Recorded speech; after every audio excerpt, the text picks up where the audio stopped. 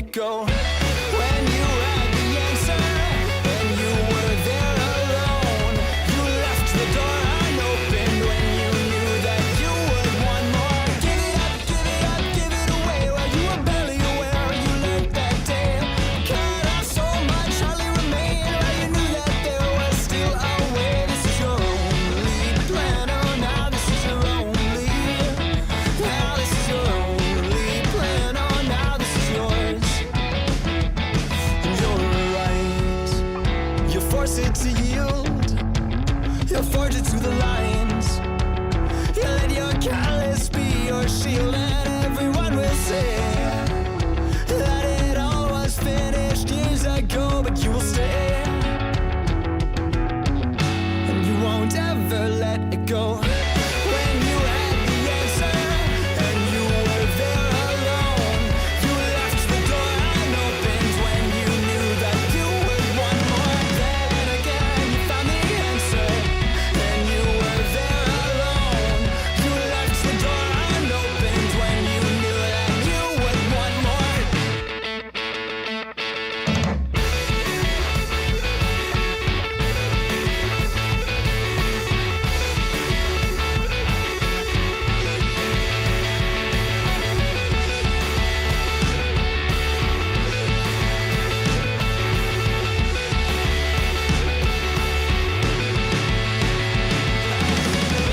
When you had the answer and you were there alone, you left the door unopened when you knew that you would want more. Then again you found the answer and you were there alone. You left the door unopened when you knew that you would want more.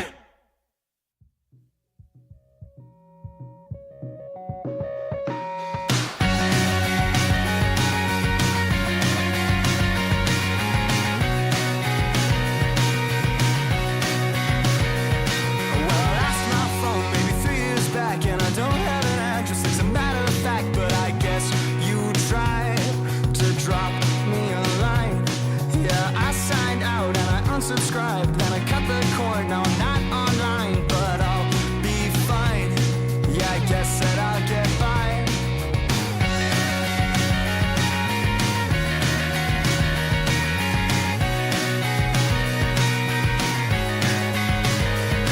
Well, I shaved my head and I grew out a beard, and now I only wear plaid. I always lick, I steer. I'm moving to LA. I'm writing a screenplay, but it's not about you or what we were. It's about a new girl you've never met her. She's just got your name, and she looks exactly the same. Tell me you know.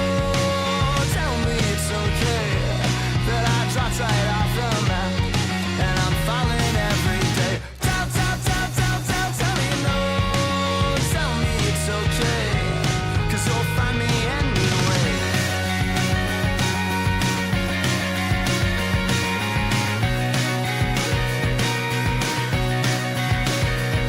Yeah, if you see me walking by, well, I guarantee it's some other guy, 'cause I'm not there. Yeah, I'm always elsewhere. I changed my name, I had it approved. They wrote it down, you won't see it soon. I guess you'll see there's not much to me. I guess to me there's not much to see. Tell me you know. Tell me it's okay that I dropped right off the map, and I'm falling every day. Tell me you know. Tell me it's okay, 'cause you'll find me anyway.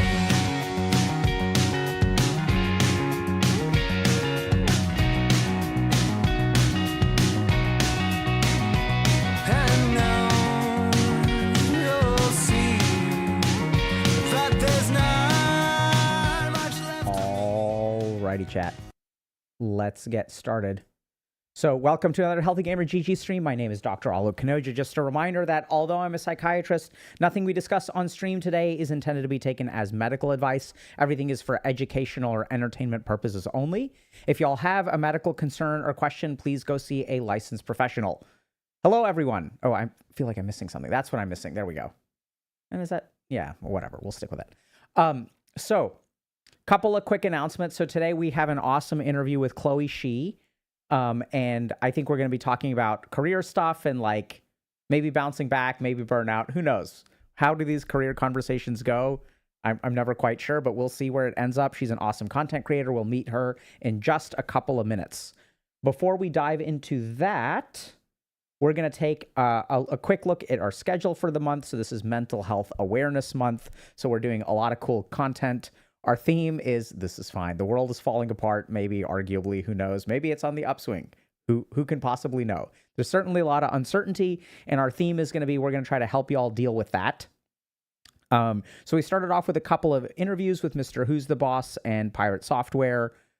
We had Lauren DIY last week, and then we did like a stream about how to deal with the world being on fire. So y'all can check that out.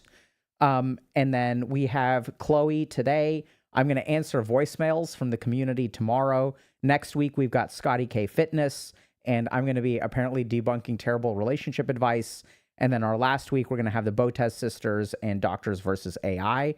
And then over on the membership side, we've got a lot of great lectures. So Dr. Ali Matu talked a lot about skills to break through overwhelm.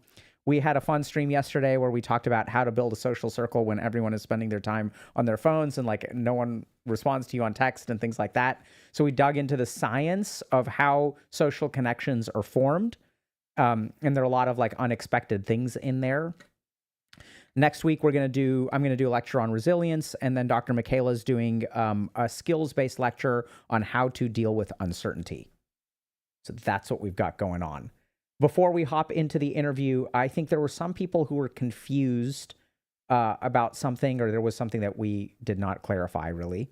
So we're running a couple of cool promotions for Mental Health Awareness Month. So first one is that there's $5 off of each session of coaching that y'all sign up for. So if you sign up now, you'll get $5 off every session. And so that amounts to a decent amount of money. Because our coaching is quite accessible and affordable, but also super high quality. Another thing is that people were confused because we're offering a 5-day free trial for memberships. And this is confusing for people, which is understandable. So we have two kinds of memberships.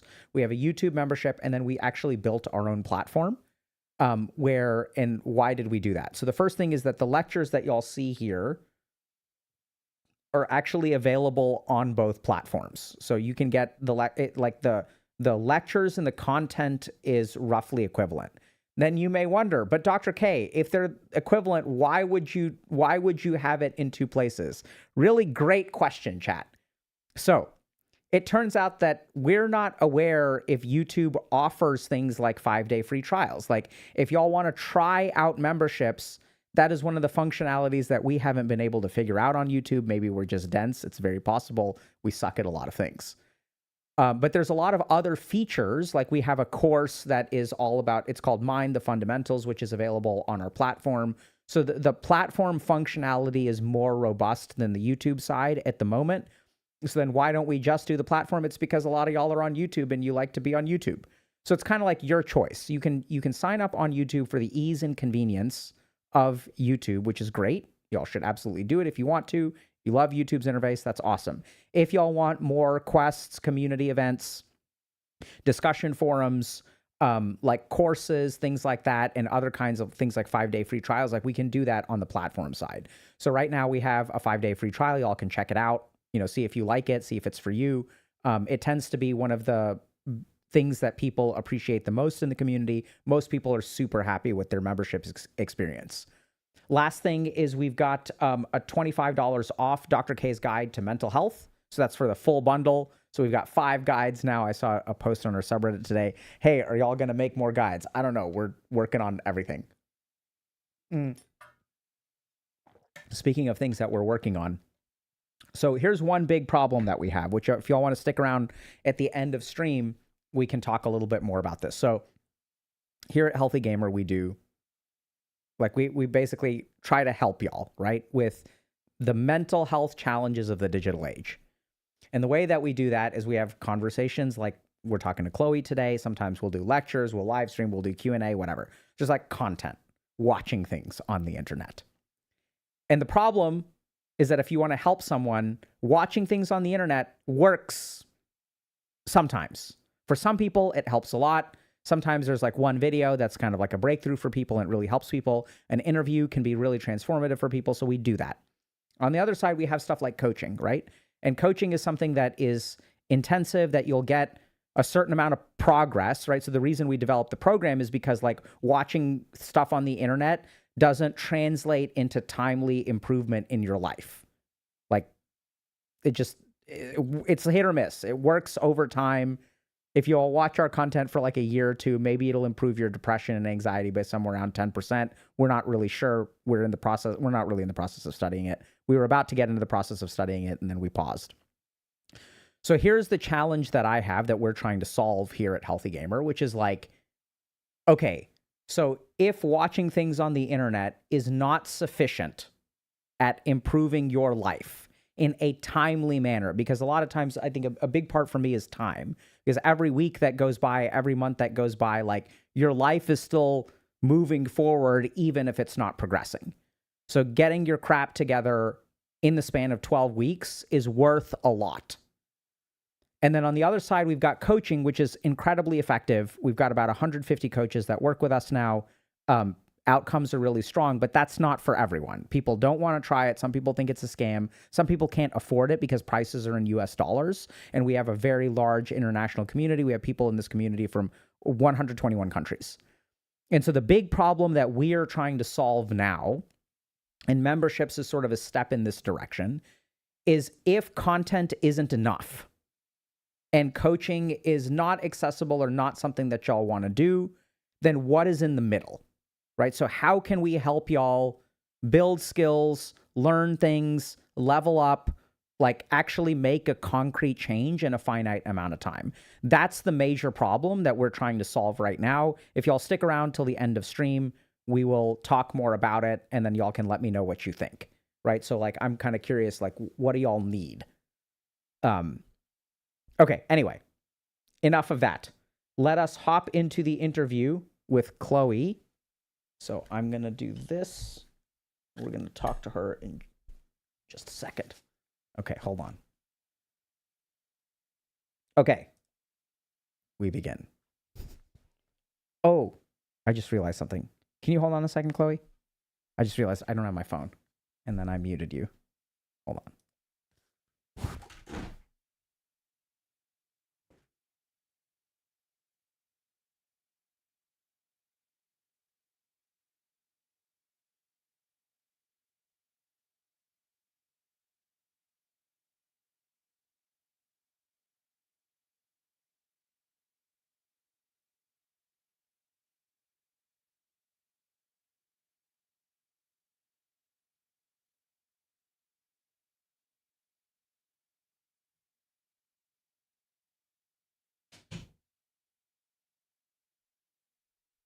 Okay. Hello. Hi. Hi. Let me just get a little bit set. I've got all this stuff. Okay. This, and we Gucci. Okay. Thank you so much for coming today, Chloe. Oh my God. Thank you for having me, Dr. K. Oh. I've watched your stuff for years now. Did you somehow get quieter? Oh, no, I don't think so.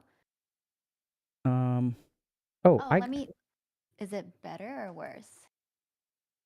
Hold on. So we just tested this. We just tested this. Are we? It's still, okay, let me see if I can just fix it this way. Hold on. Okay, give me a second. I'm gonna go this. Okay, now count to 10 for me. Oh, there we go. 1, 2, 3, 4, 5, 6, 7. Yeah, I think we're good with that. Okay. Okay, great. And then I'm going to... Okay, we're good. So, what do you go by? Chloe. Chloe. And Yeah. where can we find you, Chloe? And you make things on the internets, is that correct? Yes. I do make the things on the internet. I'm actually a person who worked in the tech industry. Wait, that's weird. You just got quiet again. Did we change something? Is it like a Discord thing? I just can't jacked be. you up all the way on Discord. That's so weird. We like literally just tested this, and now you were in the yellow, but now you're in the green. Hold on. All right, I maxed out the gain on my mixer, and Let me just. suppression pranked. Huh? Do I have auto adjust on Discord? I might. Video, voice and video. Let me see if I can find. We are going to use the ultimate source of information and correctness in the internet. We are going to ask chat. Chat, is she quiet? Yes. I have crisp turned on for on Discord. Not I also have ChatGPT. echo cancellation Um, turned on. I don't think that should be a problem. Um, Weird. This is just so weird because oh, we were like I literally. can turn off. Oh, there's a s- wait. There's some kind of gate or something. There's an automatic gain control. No, Hold I on. think crisp is like good. Automatic gain control. I'm gonna turn off automatic gain control. That way. Okay, how about now? Okay. How now? Now it's One- even quieter. Oh. Strange. So I can hear you fine, but for some reason the desktop levels that I'm seeing are really low when you talk. Can you hold on a second? Quality is better, just super quiet. Okay. I turned that back on. Yeah, you're still getting gated somehow. I think I did something. Hold on. I don't have a cloud lifter, but I have an Apollo twin, Hold on. and that should have like the cloud lifter equivalent. Age gated. Okay, this is weird. I'm going to make a quick phone call Okay, don't worry about it. and then we'll I'll figure this also out. try to. No. Okay, Something, I think I did something weird. Like Oh, I think like cuz I muted my desktop and now it's not going above something. I think it's me, dude. It's always me, Chloe. oh no. It's I'm not also you, the it's me. problem. Volume mixer. Hey, Alan, something weird just happened. So there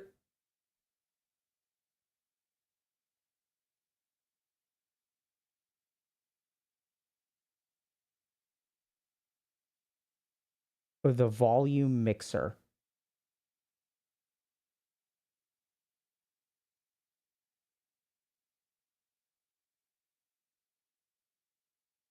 I don't know how to do that. Hold on, Chloe. There is, yeah. So what I noticed is, say something. Count to 10 for me, Chloe. 1, 2, 3, 4, 5, 6, 7, 8, 9, 10. Yeah. So it looks like it's not going above negative 25 decibels on OBS. And oh, hold on a second. Now talk, Chloe. Hello, it Okay, is I fixed it. Chloe. I figured it out. Okay. You just count to 10. 1, 2, 3, 4, 5, 6, 7, 8, It's me. 9, Okay, 10. I figured it out. Okay, it's me. It's not you. It's me. Okay, I think we should be good now, chat. It is Yay. because the basic problem is that I am an idiot. No, Which is- no. You just don't, if you disagree with me, you just don't know me very well, but it's okay. All right. Tech is hard. Tech be hard. You would think so. Okay. But, all right, so I'll figure this out. So, you are a creator of things on the internets. Yes, correct. And- Yeah, previously worked in tech as a product manager and was making a lot of content about tech career. And then at the top of last year, got laid off and decided to try to go into content. I make a lot of content around tech career and navigating life transitions. So a lot of reflections, a lot of like deep questions, a lot That's of awesome. introspection. Yeah. I'm a lot on LinkedIn, actually. Okay. Big LinkedIn creator. And then Oh, I was nice. doing YouTube long form vlogs. And then in the last year, mostly on short form Instagram reels type of thing. Okay. Yeah. That's cool. Once So, upon a time, I did co-working on Twitch. So it just You worked did- on Twitch. you did what working? co-working, like co-working streams. Oh, so you just work and you live stream on Twitch. Yeah, Yeah, it'd be that's like cool. Pomodoro sessions, like 45 minutes of work with Super cool. lo-fi beats, 10 minutes of chat. Yeah. Cool. And like where can we find you? So I know you mentioned the platforms, Yes. but like what are your, if we My want to find, ats. your ats. My ats are Chloe I, She, at you. Chloe.she on Instagram, Okay. Chloe She on TikTok, YouTube, LinkedIn, some combination of And that. she is SHIH, right? Yeah, Okay. SHIH. It's shi in Chinese. It Yeah. means stone. So I am stone. Okay, cool. Yeah. So what do you want to talk about today? Anything in particular come to mind? Anything? Well, today we're talking about navigating job uncertainty, Dr. K. Okay, cool. So can I ask you about like your history? Yes, of course. Okay, so like can you tell us a little bit about like where you grew up and what that was like? Yes. Grew up in LA County, 66 area. What up? Very Asian. I just ate a lot of Asian food. Taiwanese family.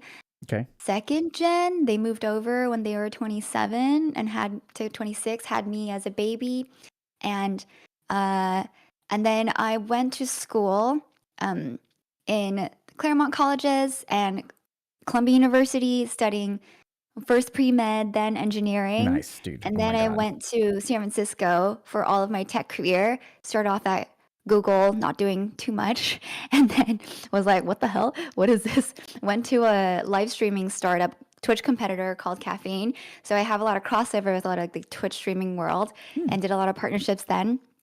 And then that became really toxic. Oof. And then went over to Facebook, Meta, Facebook at the time, Facebook groups, and then TikTok, and then Discord. And then that came to January last year, layoff. Then I moved back down to LA, I think 4 or 5 years ago. Yeah. Okay, so you have moved around quite a bit. So you said like Yeah. Google, Caffeine, Facebook, Meta, TikTok, and Discord. Yes, I have. And I it am sounds in my 30s. So, and it sounds like you were pre-med and what else? it was pre-med and then engineering. Yeah. What kind of engineering? I was industrial engineering and operations research. Okay. So first question is like what was like growing up like? Because like you seem to be like the Asian super child. Like you're like Oh my pre-med, God. engineering, I was and tech actually all rolled really into dumb. one. I was a really dumb kid.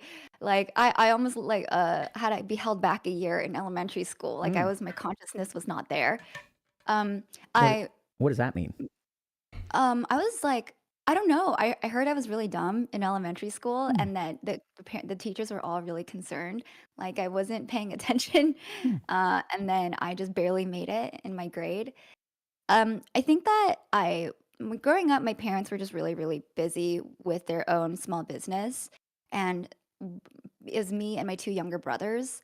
And then we would be kind of home alone all the time, and we would just like have to figure out our food, get home ourselves, or stay at school until we can find a way to get home.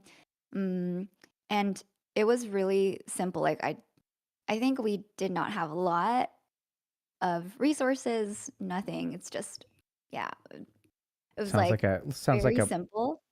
like a not uncommon immigrant experience Yeah, coming to the yeah, United States. Yeah. very, very typical of that. And then I went to college. I went to the Claremont colleges. Private school actually paid a lot. I got an insanely great grant, and my parents really valued education, so they wanted me to go private too. They knew I was dumb, so Okay. they're like, you need private school because if you go to public school, you will not be able to study. And I'm like, damn, I hate that. I wanted to go to UCLA or something. Yeah. And I was really miserable because I did not fit in my first year. I went to Pitzer College, one of the Claremonts, and that was just not a good culture fit. How so? I was there were like 5 or 8 Asians in my entire class. And then I went from like 6 to 6 majority Asians to I'm only one of 8. or something, and that was Mm. like a crazy culture shock. People were extremely wealthy in private school, so I was like really shocked too. And people did not care about school either. There are people who like went to college to find their partners to get married and like party. So I think that was confusing to me as someone who like thought I was supposed to go for academics. And then like the financial pressure was there of like if I don't take all my courses and do really well in pre-med and whatever, then it's wasting my parents' time and their investment, their bet on me. So I was like not very I cried a lot. I was like, wow, I'm so dumb. I can't really read this book. I fall asleep on Mm. page one. Yeah. I just tried really hard. And I think because was not talented, I had to learn how to learn for someone who's like not good at learning. Mm, What was yeah. that like? It Like, how did you do was that? brute force like that. I just showed up to every office hour. I would sit in the front row of every class. I would force myself to ask at least one question to the professor every single time.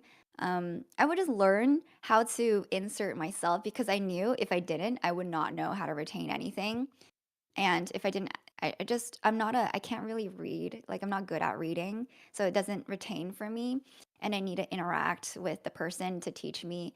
And then eventually, after years, when I did like a 3+2 engineering program where it's like 3 years in liberal arts school and then 2 years at an engineering institution. So that was 3 years in the Claremont colleges and then 2 years at Columbia University, which is their sister or like partner program. When I finally got there, Columbia does not give a fuck about you as a student. Like you're on your own. It's a research institution. Then I like knew how to be on my own Hold and on. What does that mean? They don't. Help me understand like that. private liberal arts, like small liberal arts school, you're in a classroom of 30 people and Okay. the professor knows your name and then they really focus on the academics. It's like, I'm here to teach you. But then in Mm. larger universities, because I think, yeah, you also went to Harvard and like, yeah, so you know that a lot of professors are there to do research. They don't care Mm. about the students and the quality of their lectures. They just kind of find a lecture online, someone else's put up the slides and they look like they're looking at the slides for the first time in their lives. They're like, "Oh." And then they teach on the Really? spot. Yeah, I remember. I remember. And they would say shit like, "Yeah, you guys should know this theorem." And I'm just like, "What? I've never learned this before." And yeah, so I think a lot of professors do not care. Okay. They were not incentivized to care, so it's fine. I get it. Interesting. Okay. Yeah, So you did a couple of years of. It sounds that. like you started the process of sink or swim in like first grade.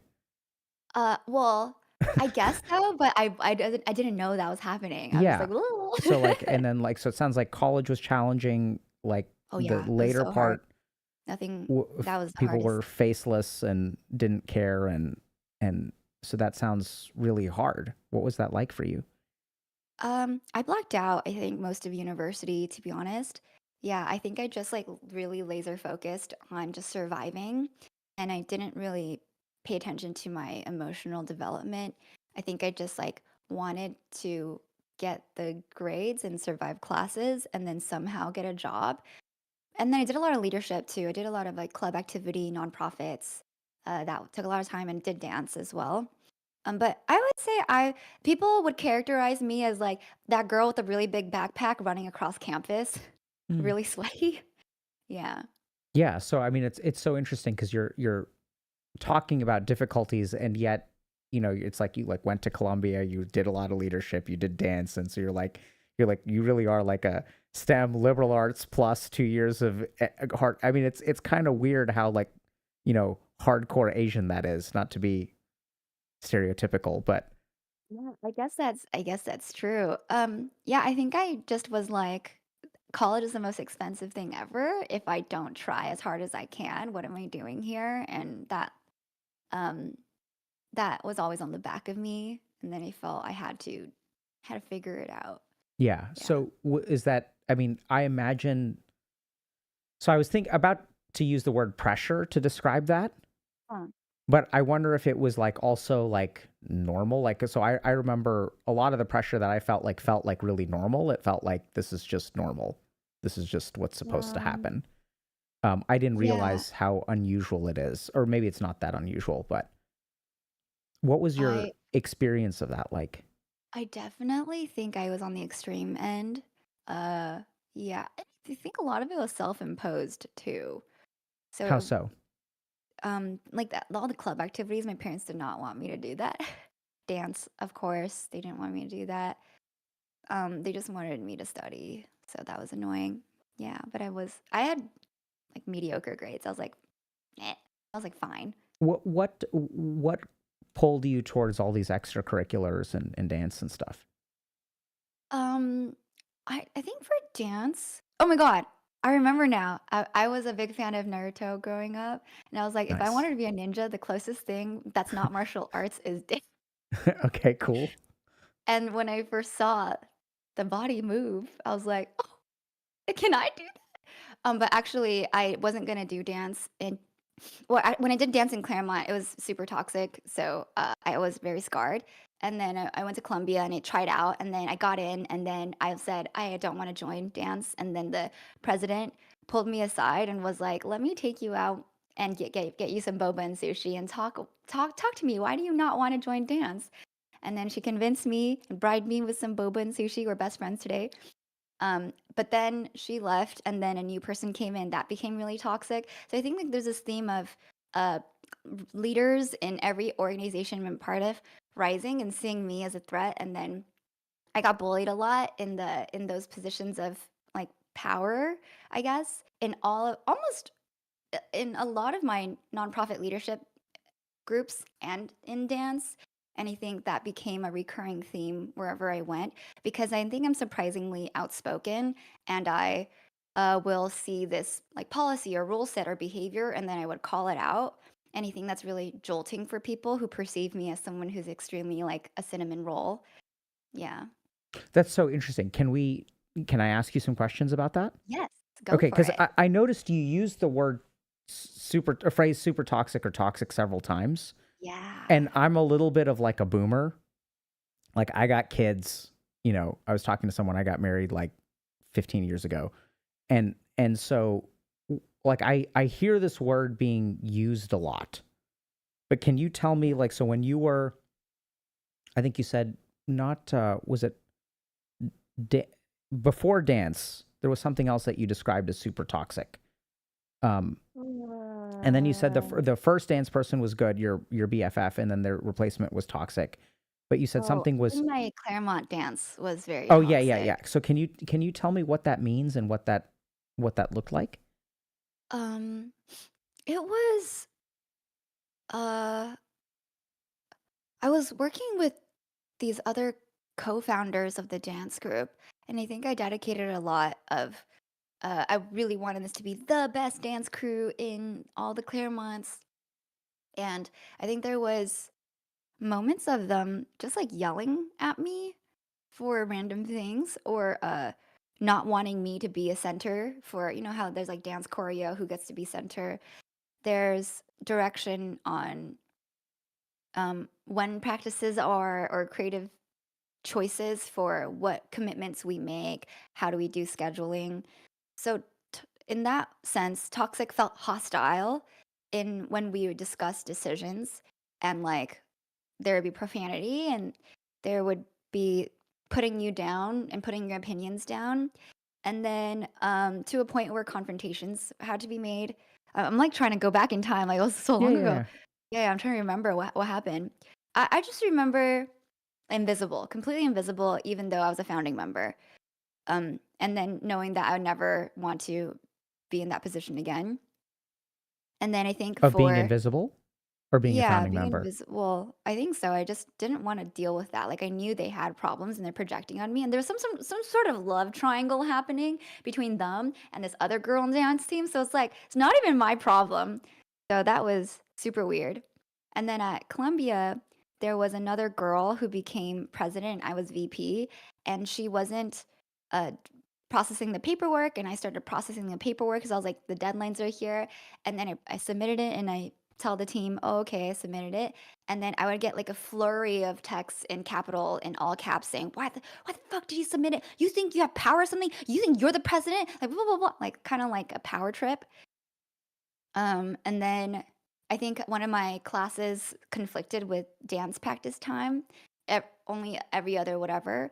And then she yelled at me in front of like the other board members and was like, we have policy and you can't you're out. You're out of the team. And she kicked me out. And then I was like, okay, that was so um and so aggressive. And she wanted me to be her VP. So it was just a lot of psycho behavior. I'm just like, oh my God, Hmm. that's crazy. And then I think another parallel is I was the next president of CU Informs, which is Columbia University, the Institute of Management Sciences, like the pre-professional program for my major. And the previous guy was also extremely threatened by me and would send me texts, like paragraphs of all caps, like you're kind of like you're a piece of shit, like you think you know everything, blah blah blah, like you know nothing.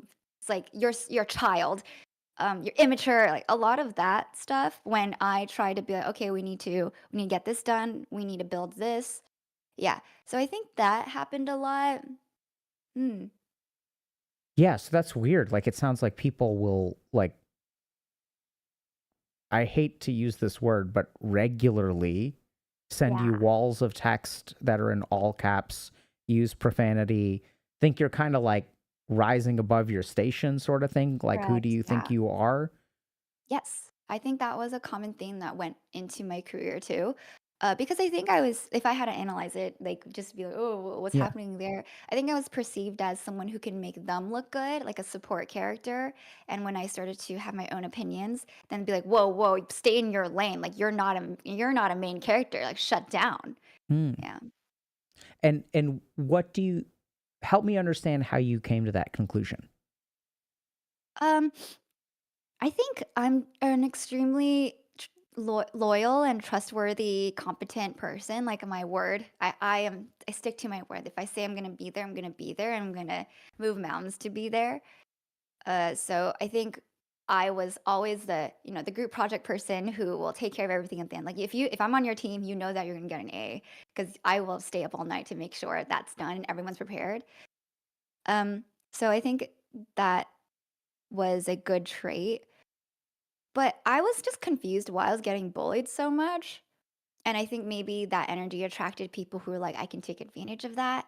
Hmm. And then I was extremely not discerning on around like who deserves that type of support. And like I play support very well. Like I want to do everything good for this organization, whatever. Yeah. So that's the story in my head. Is it true? I Yeah. don't know, but that's the story in my head. Is that something you'd like to dig into today? Um, mm, we can if it's interesting. I feel like it's so buried. Uh, Well, I mean, we so can probably go on yeah, many topics and then you yeah. can So decide let's like where get we want to through take like a this. couple other things Yeah, because yeah, I think it's so interesting. Like we had an interview last week, 2 weeks ago. I don't know. Time is such a blur for me. But like I think sometimes we go through life attracting a certain kind of person. yes, yes, yes, yes, yes. And oftentimes we don't realize what signals that we're sending that will attract that kind of behavior, right? So it's really interesting how you frame like you're a really strong support and how that Mhm. may attract a certain kind of person. And then when you exhibit like non-support behavior, like I don't know if do you play video games? Sometimes, yeah. Do you play any of video games that involve farm allocation, like MOBAs? No, Okay. but So there's like resources on the map. And when you take something that isn't yours, because sometimes supports need resources. Like sometimes like yeah, we need to get our items too so that we can help the yeah, team win. And then sometimes the other players on the team will get really upset. And so I think what you're saying makes a lot of sense. And it does sound like you're really like, I don't know if this makes sense, but when you get, mammoth text messages using a lot of profanity, oftentimes there's two options. One is that you're insufferable, which is technically an option. But I think what is much more likely, I mean, because sometimes that happens, okay? I think what is much more likely is that you're tapping into a lot of dormant emotional energy, yeah, right? So this person has been carrying around something and then it kind of like explodes out onto you and the response is disproportionate to the situation. Correct. Yes. Um, Explosive yeah. is what. So, and I'm just not hearing. I mean, maybe I don't know. I don't know. It just sounds really weird. Um, Yeah. So weird. so yeah, let's kind of go through like some of your other like just the progression, and then we'll see what sort of feels like good to talk about or explore. Does that sound good? Yeah. I'll try to go into career when I Yeah. transitioned out of that. When I was at Google and at the startup, I think I still had this like weird relationship with authority figures because I was like, oh my God, I'm a little tiny young person in the world and everyone knows more than me. But we work in tech and tech evolves so fast. We're always working with new communities, new processes, new everything. And so actually the senior people are not always the most up to date. So then I think I learned that pretty quickly. Like sometimes people fall into these patterns of life and they don't grow beyond it. And then as someone with fresh eyes, you see it and you're like, oh my God, this is so broken. But there's like this weird culture of you're not allowed to, if you speak up about it, like you're not in the right place of power to do that, and you don't have that level quite yet, and it's very hard to make movement happen. And sometimes you stick into your lane because that is the easiest thing to do. Yeah. So at Google, I felt like I just had no power to change anything because I was so low level. I was like extraordinarily entry level. So it's like, okay, I'm not going to grow a lot. And then when I went to the startup, I poured all of my heart into everything. Like that was my full identity. Like, tech people, our identity is our career. If we don't have our career down right, there's nothing else going for us. Like that is what we live and breathe Silicon Valley success, headlines and career, TC, everything. What Um, is TC? oh, total compensation. Like Okay. we just care about how Yeah. much So money we what make. was the startup like? The startup was amazing in year one because we were the whole problem that we were trying to solve is like trying to make a live streaming community that's actually um, positive and safe for the future of the youth. It's like, oh, live streaming at the time was very not moderated. It was 2017 and it was like awful. And so we wanted to make a live streaming platform for gaming that we would be proud that our children are on. So it started really wholesome, and then it evolved into something way more mainstream after we raised, and we had like our Series B with Andreessen Horowitz and Greylock Partners at 47 mil, and then 2 years after that, we raised another 100 mil from 21st Century Fox, and that was when it attracted a lot of like eyeballs in the media, and it brought in probably a lot of personalities that were like, oh my God, there's money now. There's like for the money and for the fame, and we had celebrities. And so I think that's when culture really changed that scale from 25 people to 50 to 100. And it's not my place to like determine the direction of a company. I'm not the C-suite, but I felt the problem is I gave my entire I actually like shat blood when I was there working because there was so many things to do as one person. Like what? And I didn't what? Like what? I took on I was in the business development team. So there's like marketing, there's operations, there's programming, there's content, there's flying up and down from San Francisco to LA to close contracts, to work with partners, to be on set, to produce shows, to get insights reports in, to tell product this, to tell execs that there's board meetings, and I had to turn around decks overnight. And then I had very little context. So I became someone who was, I believe, extremely dependent. Like if Chloe was on your team, you knew it would get done. And apparently that's not the norm. And so what ended up happening was I had a lot of execs playing like these Game of Thrones games with each other, trying to get each other dethroned or fired so that they can rise their ranks and get more reports. Like, I don't know, it's like a So weird power play. so I know this sounds kind of weird, but Yeah. how did you come to that conclusion? Like Uh, can that I am dependable. no, that there are Game of Thrones power plays happening. It was because people were getting fired, and then there's like little mini coups happening where people would be like talking about, oh, this person's so incompetent, like they shouldn't have that role. Like there were all these closed doors conversations, and you just know who's on whose team, and that if you picked the right exec, you would rise the ranks. It was just so bizarre. Hmm. So like it wasn't a secret. Like people were out to get each other. They were not discreet about it. And I I think I just was too naive. And I was like, oh, everyone's just trying to build a great company. Like, we are here to build a great startup. And then the consequence of that was being approached by all these execs to make them look really good and turn things around for them. And then I started to realize, oh, these reports conflict with each other. They're going against each other, and only one of these will win. But I'm on both teams. I'm just like, I see what's kind of happening. I had to take it got so bad to the point where, that was probably the lowest point of my career, which is I I started to shake at work and I stopped talking. I think there are a lot of things that were happening. Let me try to remember. It's been so long. Um, I got yelled at once upon a time. I worked really hard, okay, and then I think promotions were coming. I hadn't got promoted in 2 years. So I was the one individual contributor that moved the most company metrics for one of our North Star metrics.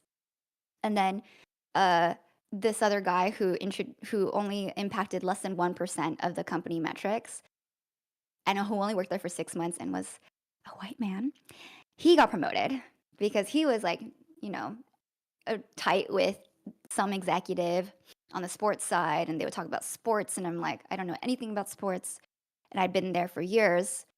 And so when I brought it up to my manager, I was like, hey, I wanted to ask if am I gonna go for a promotion? Like, are you gonna help me get promoted in this next cycle? And then it was like a tough day at the company, and she yelled at me, and she was like, I can't believe you're bringing this up, like on the phone, just yelling at me, like, I can't believe you're bringing this up. You're so selfish, so immature. Like, you think you're gonna get promoted? Like, you're about to take vacation. And how can I promote someone who's going to take vacation? Mind you, it's my first vacation in those 2 years. So, and I already did all of these big projects. And so it's just like 20 minutes of her railing on me. And then I was like, okay, thank you. And I hung up. And then I was in the phone booth. And then I went to the restroom. I cried. I walked out. HR was there, like the person who worked HR. And I told HR, like we were friends then too. And I told her what happened. And she was like, she probably had a bad day. And I'm like, okay, cool. I'm just going to go home now and cry on my way home on my 1 hour and a half commute home in the rain. So that happened. Yeah, I remember that for sure. And then I tried to change teams. I got yelled at for that too. Like What does you're that not a mean? loyal person. I see. Okay. So Yeah, like try to change teams. How do you approach yeah. that? I was in BD partnerships, and then I was like, oh, I really love products. I want to go into product management. And I've gotten all this feedback from creators and streamers. And like, no matter how hard I sold, I like internally, I didn't say it out loud. No matter how hard I sold, I felt that we were bottlenecked by the product, and I would really love to work with designers and engineers to build it for our customers, our users. But then there was not a lot of headcount for that role, and I was like, okay, let's figure out what path forward. So I finally brought it up to my manager. I don't think BD is for me. This is my second job out of college. Like, I don't know what I want yet. And then she called me a coward. She was like, you're a coward, Chloe. Like, you think you only want to do things that you think you'll be successful in, and you're afraid, and that's why you want to change. And I'm like, okay, that's crazy. And then I think when that happened, I was not prepared. I was really young. I just stared, and she was on the floor, like spaced out, like trying to hold back tears. And She then was she's on like, the look into my floor? eyes, look into my eyes. What do you What? mean she was on the floor? Oh, so my eyes were on the floor. Oh, Like, I was okay, looking okay. at the floor, and she was looking at me. It's like she's It's like holding my calling you a coward from laying down. Like, what the fuck? yeah, So you yeah. were looking at the floor, and then she said, "Look I at." was looking on the floor. We're standing. Yeah. I'm looking on the floor. She's like, look into my eyes. Look into my eyes right now. And then I like slowly have to look into her eyes. And yeah, I mean, that's what happened. And then um, all the shaking started happening. I was quiet. Uh, I I remember I didn't talk for like a whole week. I only spoke when spoken to, just went in and out. Um, yeah, it was tough, dude. Sounds That awful. was Yeah, I remember that was really hard. I think that what was the word I ended up breaking down in the CEO's office. I had a meeting with him set up to tell him I wanted to take mental health leave. And then we went in and I just completely broke down and he was like supportive in that moment.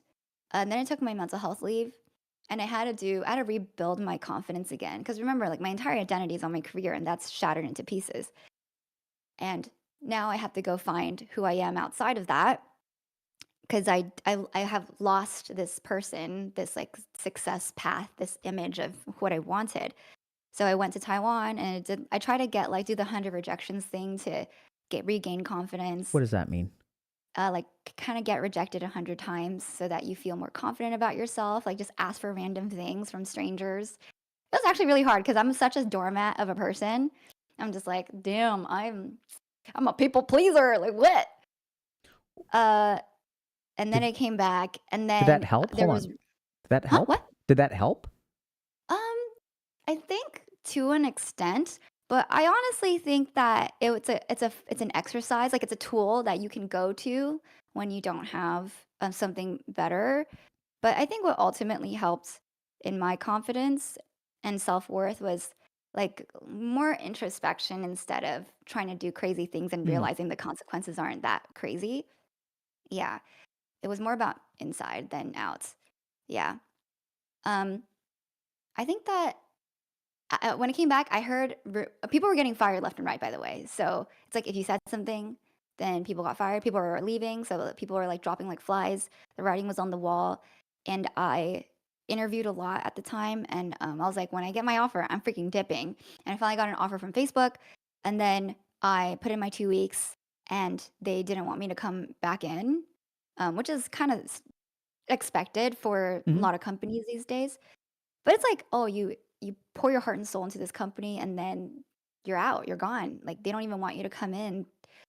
And I heard that they were going to use me as a scapegoat for their culture problems and why people were leaving, like as the report for I don't know the board or something. Like that was the rumor on the street. And so thankfully I don't know, maybe I should have been fired so I can get severance, but I already put my 2 weeks in at that time. Yeah. So that was really rough. And what does that mean? They were going to use you as their culture problems? Because attrition was really bad. So people were just leaving and I guess results were not there and then hiring was not happening.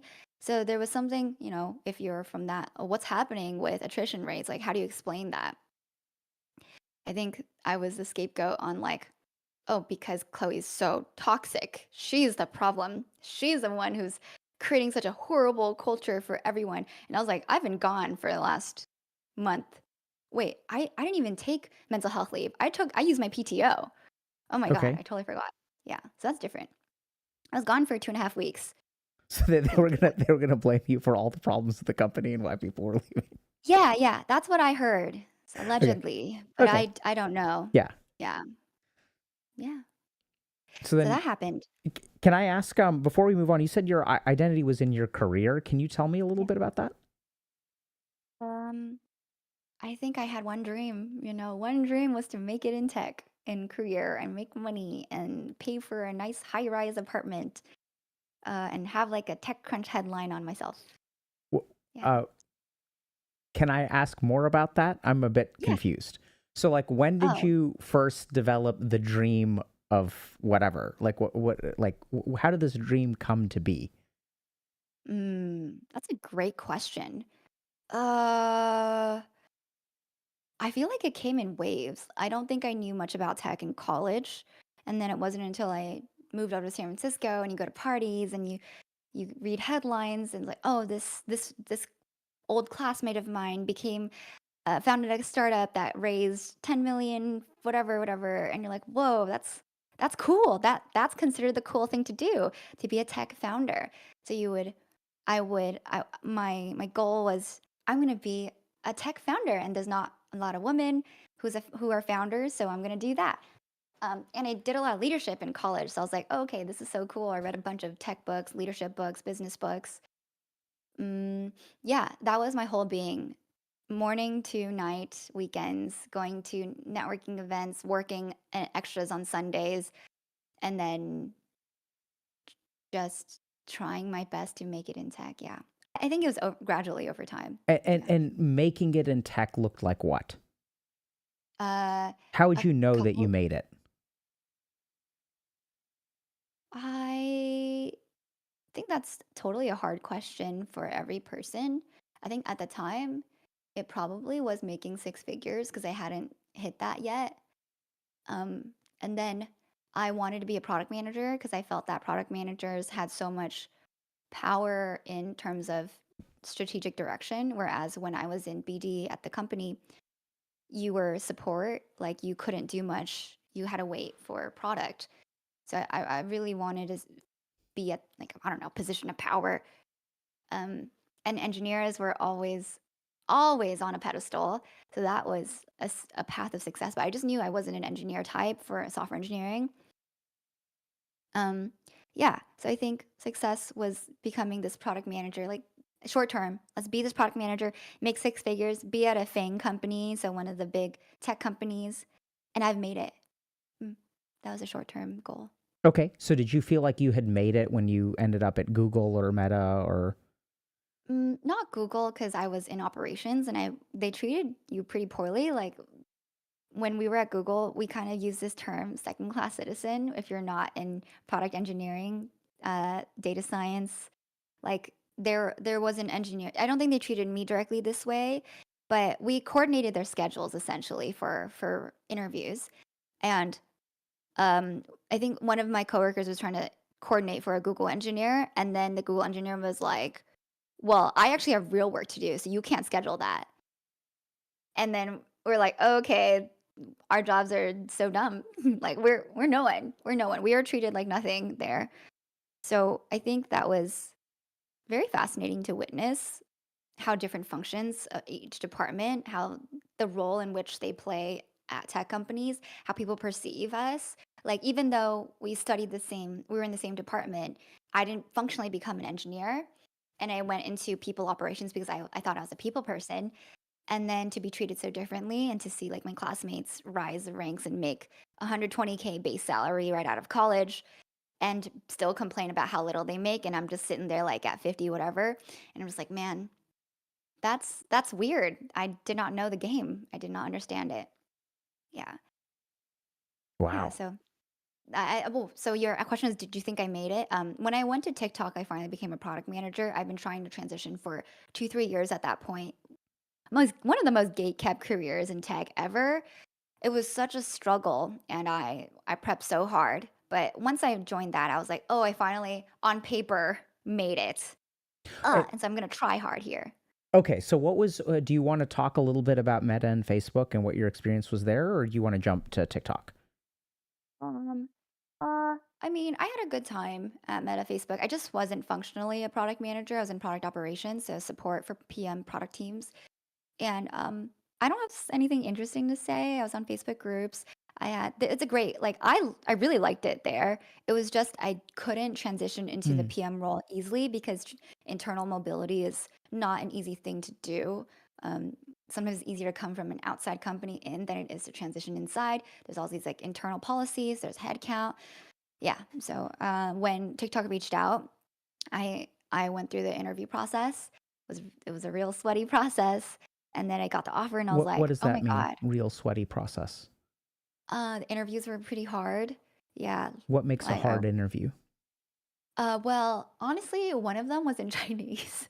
Okay. Like I wrote on my resume, I was bilingual, and then like an hour before the interview, they were like, "Hey, are you cool with this interview being in Chinese? Because TikTok is a Chinese company, like ByteDance." And I was like, I called my dad. I'm like, "Dad, what is this word in Chinese?"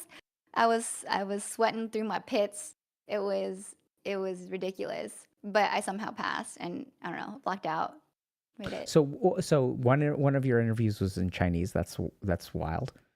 Yeah, she was like, okay, she can kind of listen, like understand some English, but she'll probably speak in Chinese. So it'll be half and half. Interesting. What were the other interviews like? They were in English, with mostly US, because I was working in trust and safety product. and a lot of them were already hired. So I like met with the senior director of trust and safety, and then directors of specific verticals, and then my potential hiring manager from China, and HR. Like yeah, Okay.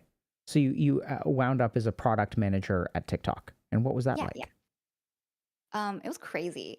I think I'm kind of known for the person who quit TikTok. I think that was like my first wave of um, publicity. Like I think a lot of press article or a lot of media covered TikTok and how people were leaving and whatever toxic culture. I think for me, the messaging I had was actually it was a Chinese company and it was global and it had crazy hours and it just wasn't sustainable for me if I wanted a family. Like we would wake up 7 a.m. our firm meetings with the UK, and we had US meetings throughout 10 to 6, and then when 7 p.m., 8 p.m., 9 p.m. hit, that's when meetings with China would happen. And then engineers don't start until 11 a.m. local time in China. So that's really late US time. So I'd be working until midnight regularly. And then that was when I had started having sleep issues because I would work until I'd fall asleep and then I wouldn't be able to fall asleep. And then I think for me as an Asian woman, an East Asian woman on a fully Chinese team, they didn't understand how to work with me. I had two Chinese male managers, like report. And like, I think there was a weird dynamic where you're very much in your ranks. Like you don't really question authority, but I question authority so much. And so when I'm so outspoken, they get confused and they're like, you can't say that. I'm like, I don't know why I can't say that. What does Yeah. that mean you question authority so much? Like they would say, make this report. And I'm just like, why? This doesn't make sense. Like, what? This feature doesn't quite make sense. Like, what are we doing here? What are we ultimately trying to build here? And we wouldn't have those conversations. It'd be like a top down, you got to get this done, get this feature done, spec this out. So I think that was like confusing, but I didn't process it as confusing. I was like, oh, I'm just raising questions like a good old product manager would. So I think there was like a lot of tension there. And then um, there were moments of there's a lot of face in Chinese culture where image is really important. Mhm. Like you have to look like you know what you're talking about. And so I think there was a question that when I went to product review, someone like asked me a question and I was like, oh, that's a really good question. I don't have an answer for you, but I can look into that. I got feedback from one of the male managers and he was like, you can't say stuff like that. You look junior. And I'm just like, I thought these product reviews were to help us find holes in our proposal and create conversation, not to like look like we have the entire report done and review done and spec done. It's a good system so we can catch each other and we can succeed. So I think those dynamics were like, oh, I don't fit the company culture for leadership here. This was been really fun, but I knew it wasn't long term. And that's okay. So Yeah. I mean, it sounds so common sense, like some of the stuff that you're saying. Like, Yeah, it's so different. Like we're so westernized. It's not a Western company. um, would you kind of say that, like, would you describe yourself as an idealist? Like, I'm not sure Um, what word I'm looking for here, but I'm just sort of noticing because I like you said, there's like a trend, right? There's a pattern of like there are a couple of themes that I'm sort of picking up on. One is like junior versus senior, right? Like power dynamics, whether we're talking about clubs, whether we're talking about entry level job at Google. There also seems to be a theme of like you are a valuable resource, but mm-hmm. overstep. Um, Yeah. and then there's also like something about you that seems to evoke. And so this is where I don't know how much of this is like common, right? So I've heard all kinds of mixed things about big tech in San Francisco. So I've Mm. heard that things are incredibly toxic. I've heard things are like can be toxic. Like I've heard there's like pockets of good stuff.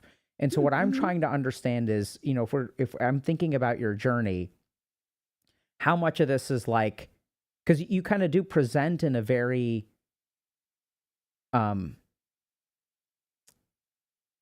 you present in a very, mm, Bubbly? huh? Yeah, maybe. Bubbly? Yeah, right. So there's a certain, and so I think you've like pointed out that there's certain things that will seem to catch people off guard, right? So you'll present Yeah. in a bubbly Yeah. way, but then you'll be like, hold on a second, what are we doing with this product feature? Which, by the way, Yeah. Yeah. I'm notorious for doing internally over here. It's like, hold on, what Yeah. are we doing? Yeah. Um, Yeah.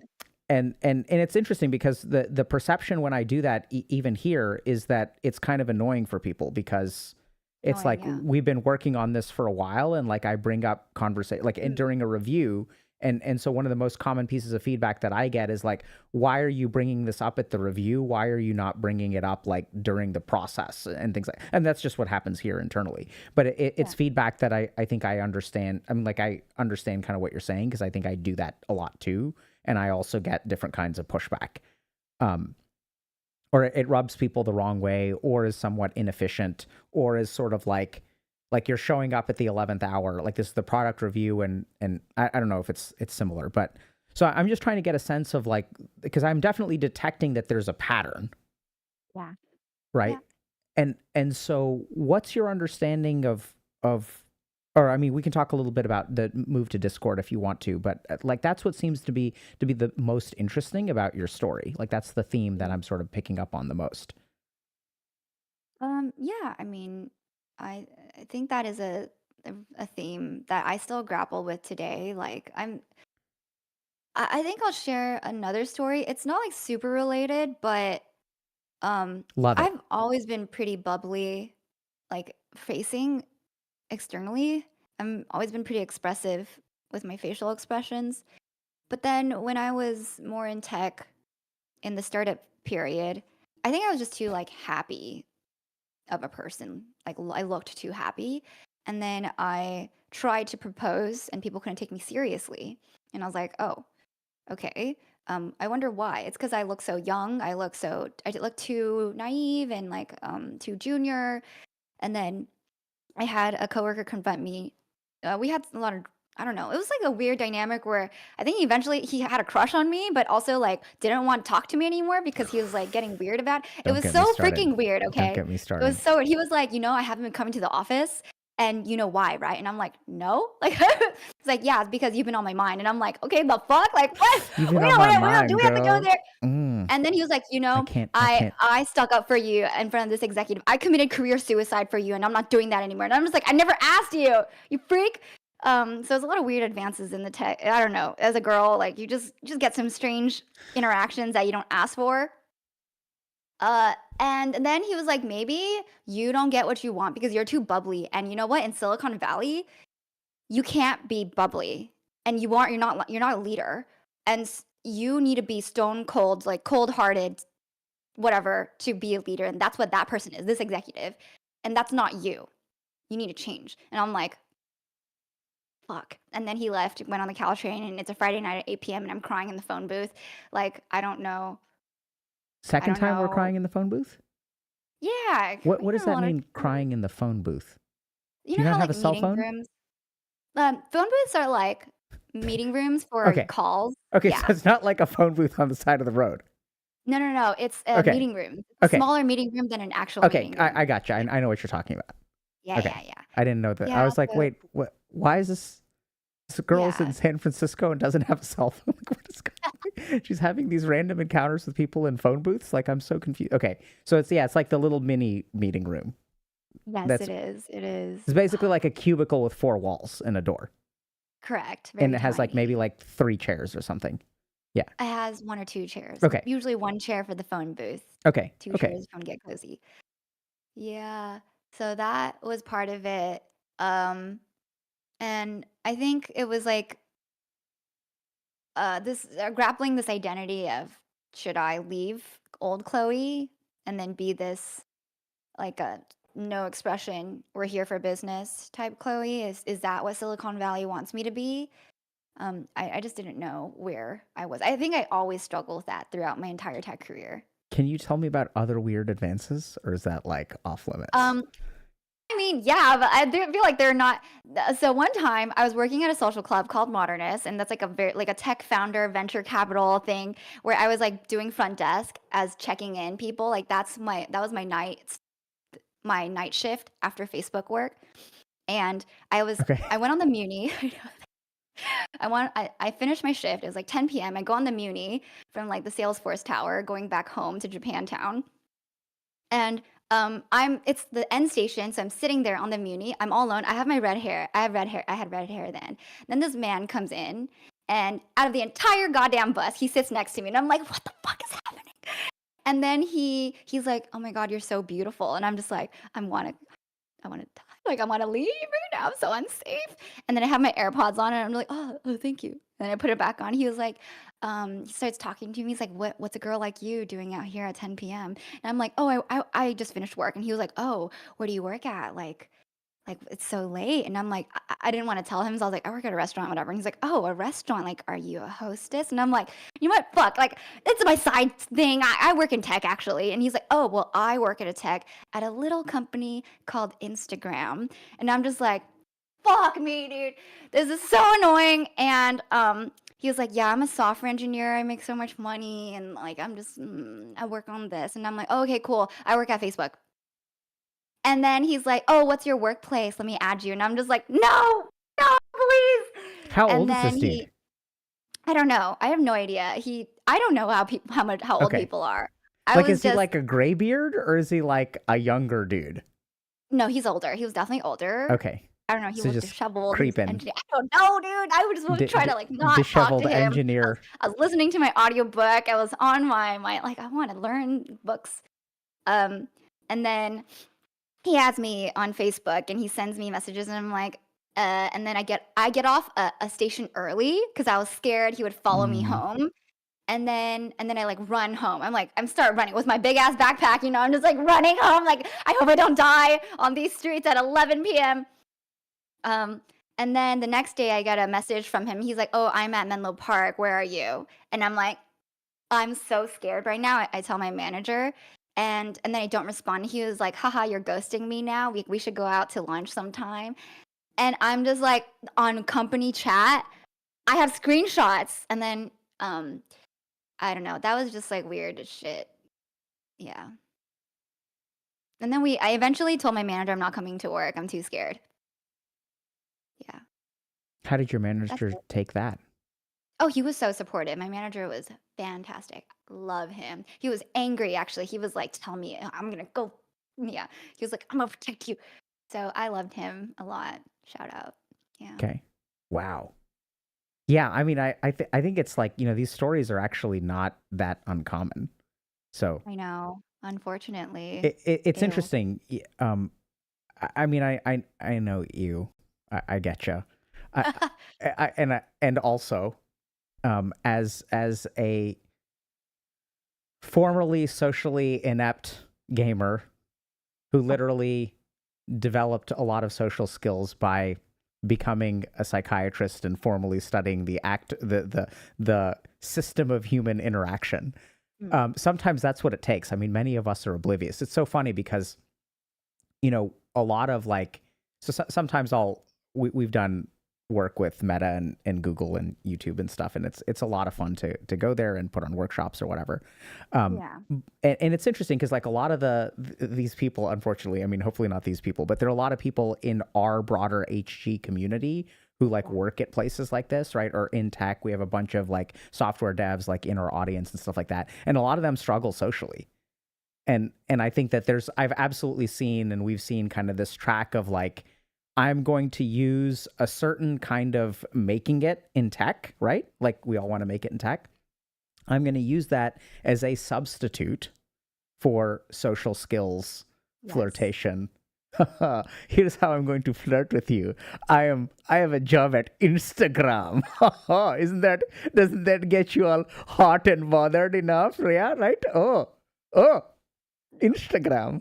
Yes, no, we've definitely had some friends who exhibit similar behavior, and we are nervous, and it takes a support system. It takes like friends Yeah, calling you out, and it's scary when you're in that mindset because, like, I don't know, my brothers are also a little socially inept, so I feel like, oh, I have to help socialize them and call it yeah, out, and then try to help normalize. that's It's awesome, okay to dude. be uncomfortable and awkward and Yeah, yourself. Yeah. dude, huge thank you for doing that, because I think one of the challenges is that, like, for people like us, it's hard because we don't know how to learn, right? Like we don't Yeah. know, like, where do you go to practice approaching strangers and flirting with people? Like, where do you, like, we don't know how to, like, so it's challenging. And not to Yeah. say that it's okay that they're doing that to you, but there's also like that, like, how do we actually get that person normalized and teach them what's appropriate and not appropriate, and things like that. So thank you so Yeah, much it's for really sharing that hard. story. Yeah. Yeah, I try, and I try to call things out if I see like, whoa, dude, what the hell? That was not cool. But I try to make it a light situation because I think most people just don't know. They're like in Yeah. their heads and they just don't know, and it doesn't have to be that deep, but it can be a two-way conversation. Yeah, I've been surrounded. I mean, I went to engineering school. I've been around Yeah. some weird culture, but I think everyone's endearing in their own way. I'm very fascinated by oh my God, myself. That's such a weird thing to say, but I realize I don't have that much social anxiety when it comes to like interacting with new people, and I'm just like, oh, how do I help make it easier for other people to enjoy their time right now? Yeah. What's your understanding of why you don't have much social anxiety? And I think it's a super cool thing to be interested in yourself. No, because everyone tells me they have a lot of social anxiety, and I think once upon a time I probably was going to an event where no one was there. But I think I think I enjoy every aspect of a hard social situation where like I've always been invisible, so it's maybe that's what it was. What do you mean? Maybe I always felt invisible in events, and it can't be like any worse than that, so we're like kind of fine there. Um Yeah, I just think that if I go to an event alone and don't know anyone, like I was at an event last week and I didn't know anyone, it was so refreshing to be like, wow, this is cool. I get a people watch. I get to see how people, like, I get this perspective of like being alone in a corner and just watching, having this moment of silence. It's like Hmm, kind of cool. I get to look at all the food and like I love that. actually eat it. And then I don't know, you just don't have to interact. And then when I do interact, I'm like, this is so cool. And then when I interact with people, I don't know what to say. I find a growth area in myself. Like I met this politician over the weekend, and he was like, "Do you want to get into politics?" And I'm just like, "No." And then that was the conversation. I was like, "Wow, I have nothing to say." It was just like a moment of, oh, Pr- pr- I don't know pretty everything. pretty Chad move right there. Yeah, like I don't know. I'm not mature. I said I'm not mature enough yet, but one day, yeah. What does that Have mean? a good day. You're not mature enough? I'm confused. I think the what I was trying to highlight was there was a topic that I don't quite understand and I can't engage with him, and I kind of just ended the conversation, and that is uncomfortable, and that shows, oh, I don't know anything about this topic, so I'm just gonna like put that card out there so that we don't try to engage in something he doesn't want to engage with, like sports. I don't know anything about sports. I'm just gonna end it right there and let it be. So for me, politics, I think I'm more of a consumer. I'm trying to learn. I grew up in an immigrant family. I don't know anything Hmm. about it. And I'm just trying to be someone who can understand how that plays and where my role is, who is who, what are the policies, how does that actually affect us. I'm not someone who's well versed and I would not take my recommendation. I'm someone in the learning phase. Yeah. Cool. So, do you want to finish our professional track, or you want to talk a little bit about what you're doing now, or like what life is like for you? Like, what you want to talk about? The pattern, the themes. What do Yeah. you want to focus on? I think we can go towards the layoff since I know that the Sure. job uncertainty was a hot Yeah. topic. Because yeah, TikTok was crazy. Then I joined Discord, and that was amazing. They reached out. I joined the team, worked on community engagement. I was a product engagement. Oh, Oh, are we good I lost visual of you. for just a second, right? I think we're okay. Can you hear me? Can you see me? Yes, I can hear you. Okay, we're back? Yeah, we're good. Okay, cool. You're green to me, but Oh, do you want to click a different window? eh, Oh, no, wait, you're right. There. Am I back? okay, you're back. You're back. I Yeah, it see was you. maybe on my end. Okay, cool. Um, yeah, so if you know like forum channels, that was me. And then I worked with your Discord server actually. So I Cool. think yeah, that was cool. And Thank then I you. worked on creator revenue, Discord shop.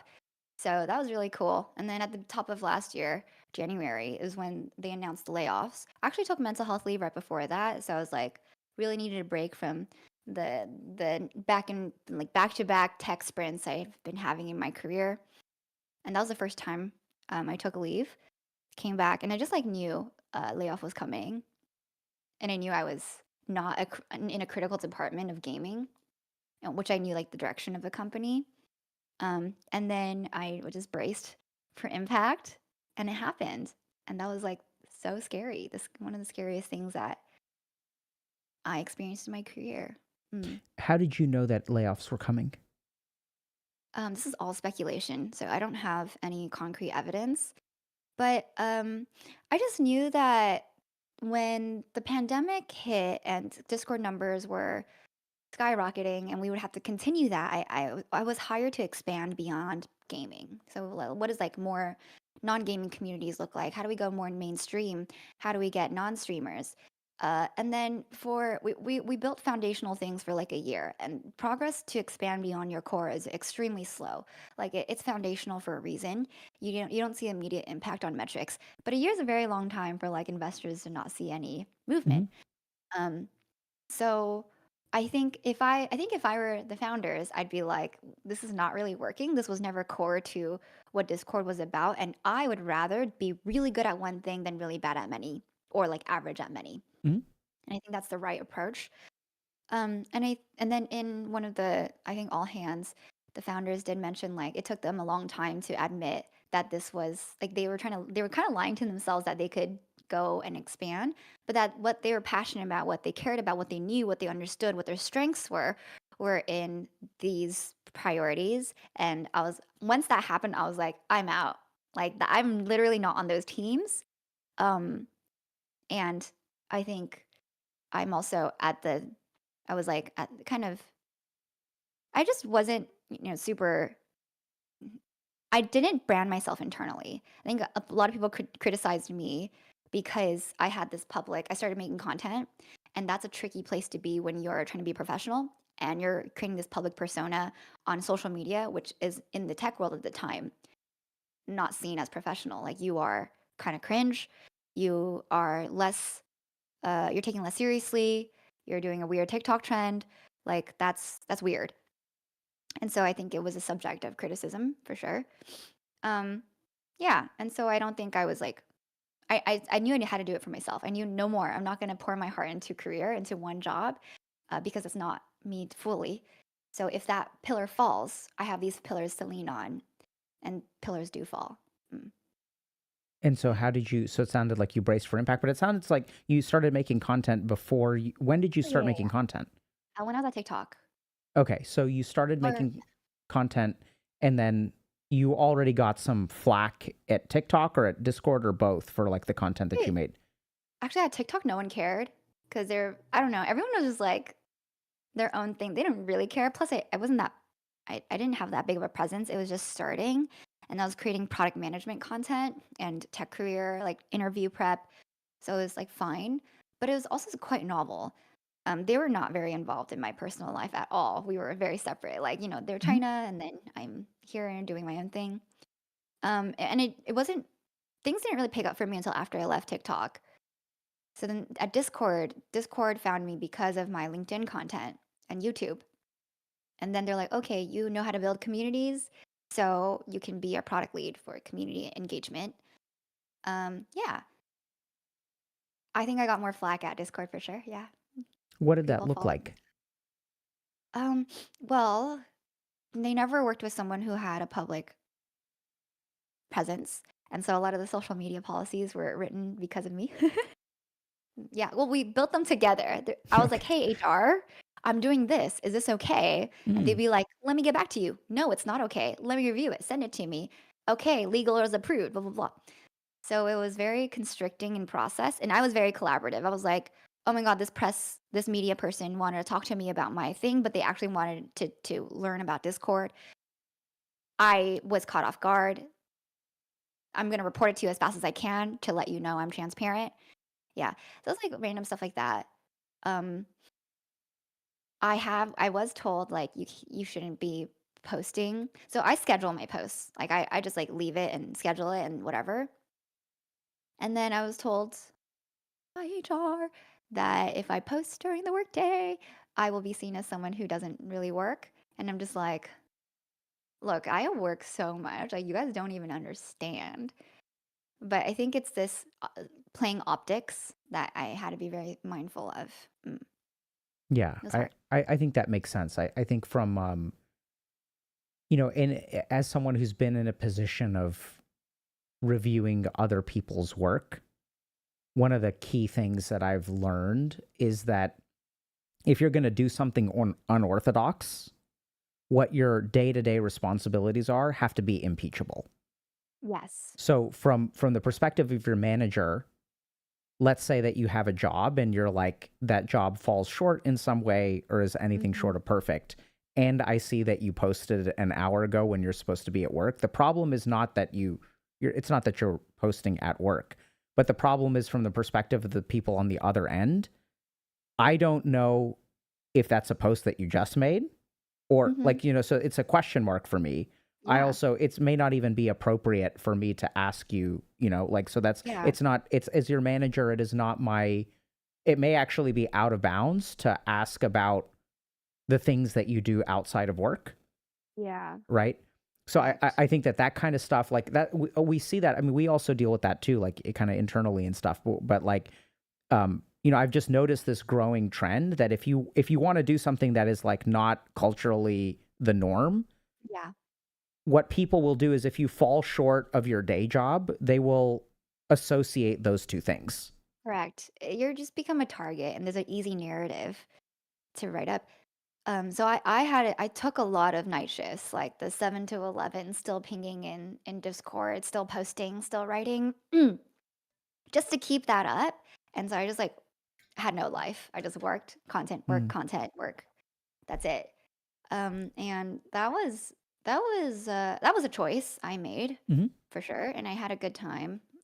And so It was a struggle though. what was the layoff? Like, so you said you braced for the layoff, you kind of knew it was coming.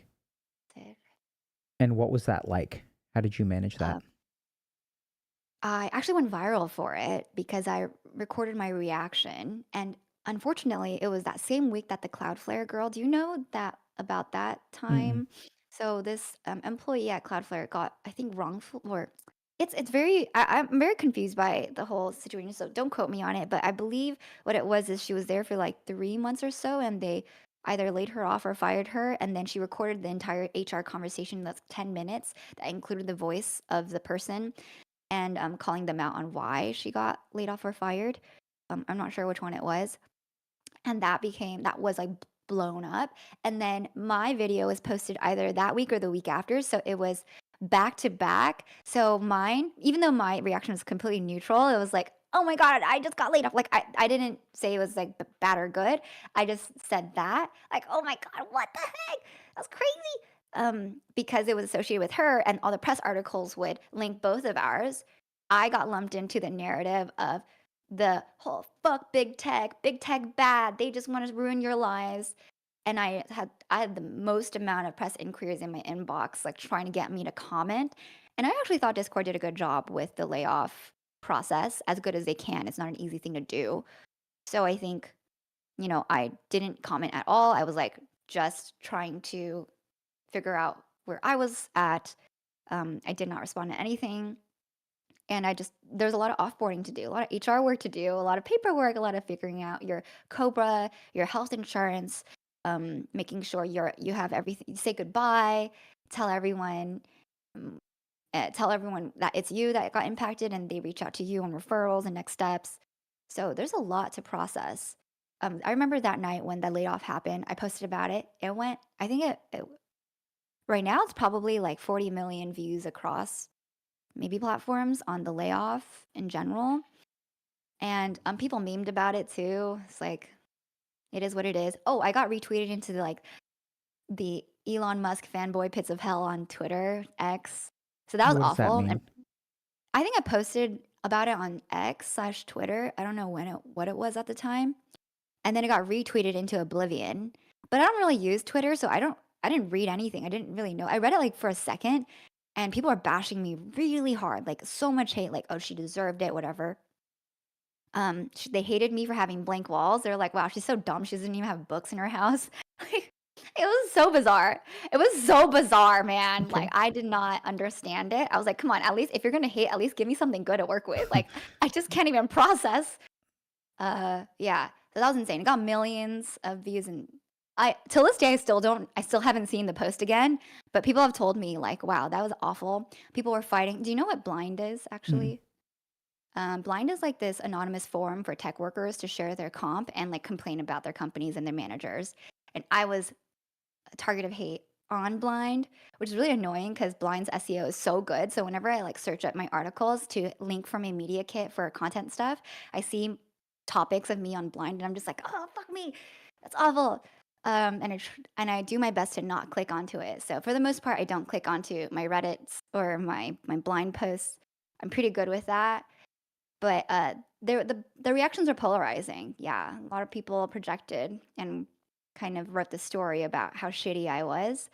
I had people from like my Facebook days that when I saw, they just wanted to hate on me, and they would say I did nothing at Facebook, and like I worked with her and she did this stupid happy hour thing, and I was like, bitch, that's not even my job. Like, I was asked by the ABP to help with the happy hour for the entire Facebook groups department, and you're judging me because I didn't order enough food for you. Like, I owe you.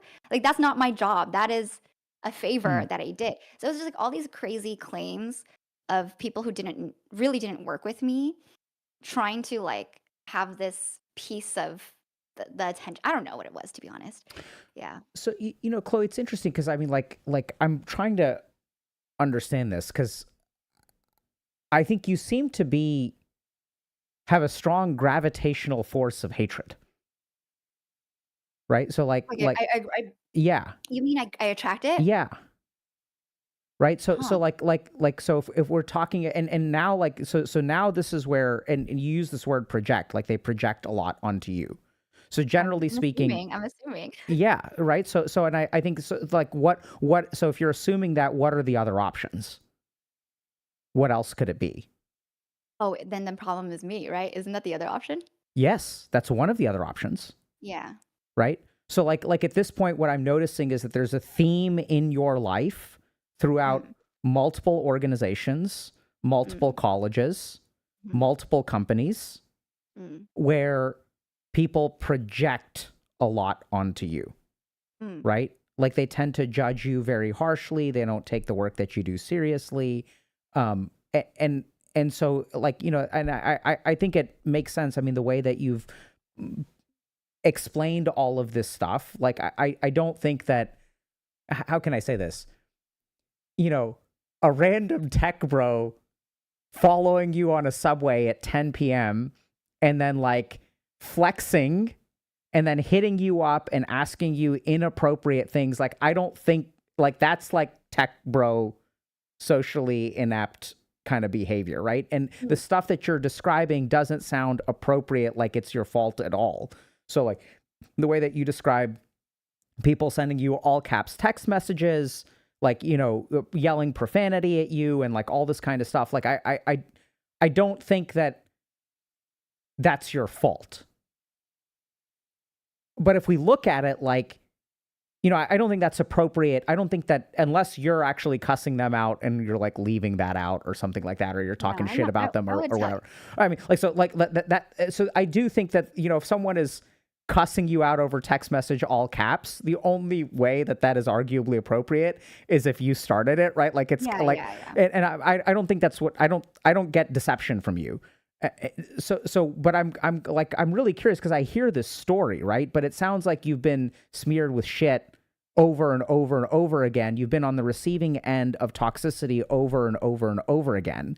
And to be completely honest with you, like sometimes when I work with people like that, you know, there is a common variable there. It doesn't mean that they're like bad in some way. It means that they maybe are. So I've noticed you bubbly is like a good example, right? So like there's certain, even the pitch of your voice can be quite high. So they're like, and I think you have some decent like ideas about projecting something, and then like somehow the way that you respond maybe like evokes, but it's clear to me that across multiple situations and multiple people, you seem to attract some bad apples.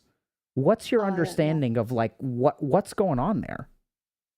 Um, oh, well, I will say this is just the bad part of the career. Also met a lot of Yeah, greatness yeah. and wonderful, supportive people, sponsors, leaders, mentors. So this is the bad narrative. I meet a lot of people in life. I would say I unfortunately don't think this is an uncommon story for people in my, I don't know, archetype who are like these kind looking, like gentle looking people who actually grind it out and work extraordinarily viciously. We are intense about our work and rigorous, and we're corporate girlies and we get shit done, and we're Asian girls who we meet what we do what we say, and we say what we do, and we don't play around, and we get the job done because our identities kind of are tied to it. And I think that it is unfortunate. It is, and yeah, like it is a pattern, but I would say they're all different learnings. Like I've learned about this type of person, and now I know how to discern how I engage with this type of person moving forward. Then I meet a new type of villain in my life, whatever, who honestly, maybe in their lives, they think they're doing the right thing. And we don't see eye to eye. And that's where people of different backgrounds, way of different communicating, the way of our boundaries and our place of comfort, we're just different. But I think the story in my head is that it is just tough for people like me. And when I share about it, I do get a slew of, I thought I was alone in this. I thought the problem was Yeah. me. I thought blah, blah, blah. And I'm sure you've seen that too along a lot of the stories that you share and that people who talk to you share. Um, and so I don't want it ever to make it feel like we are the problem. We can engage with the problem at hand, and we have to learn to see the signs. And I think that's what my learnings were time and time again. And I think now I'm so good at it that I once I see like a sliver of toxic behavior, I like dip. I'm like, okay, I've So seen this movie play. this is awesome. Can I ask you some more questions about this stuff? Yes, go Okay. for it. So first thing is like I love this concept of like this archetype, because that also tracks with a lot of like my experience. I think that your experience is far from unique. So I think that there are people who are oftentimes women, oftentimes, I don't know what the word is, but like the Venn diagram of cute and you overlap, right? Okay. So what I mean is like I don't mean that as in like, oh, I work at Instagram, you're the Venn diagram. I mean like literally, like if we were to describe the features, if I were to list features of cute, so you mentioned like, you know, you're small, like I'm small. like you have a very bright smile, the pitch of your voice, the way that you talk, the way that you even emote and respond. So when I say something, your expression of enthusiasm is not like locked in, right? It's like it's effulgent, like in a good way. Like I think it's very like warm and bubbly, I think is a really good word. So there's absolutely, and I've seen that kind of pattern, you know, in psychiatry. We observe all kinds of things. And so I mean, we even notice that like when we're working with like, you know, my female colleagues, the way that they get treated by nurses depends on their buoyancy, right? The way that they get treated by like the other female staff depends a lot on the buoyancy. Like the way that and hospitals are kind of different places where like, I mean, maybe I'm wrong for saying this, but there's a ton of like the worst toxicity that I've seen as a dude in the hospital is like like nurses against doctors or doctors against nurses. There's a whole like dynamic there. But and so maybe it's, you know, I see and experience a different kind of toxicity being a dude in a hospital compared to a woman. But so I'm really curious about, like, you know, that archetype, you know, what is this shared experience of women like you? I imagine they're also like dudes who like fall into this in some way too. Yeah, Um, and so like, what's your understanding of like what is the like what is you use the word archetype? So can you tell me more about that? yeah. I kind of bucket into this term that I call underappreciated overachievers. Okay. Oh, yeah, we're these like super high competent people who just want to do a good job and like prove that they're good and trustworthy. They get overlooked a lot, and then their efforts just are taken for granted or they don't get rewarded, and it builds this tension, this resentment, this feeling invisible, this when I finally ask for what I want after years of committing loyalty to company, manager, whatever, they don't get it because this whole time they weren't even seen as someone of that much value and importance. So I feel it's a common story.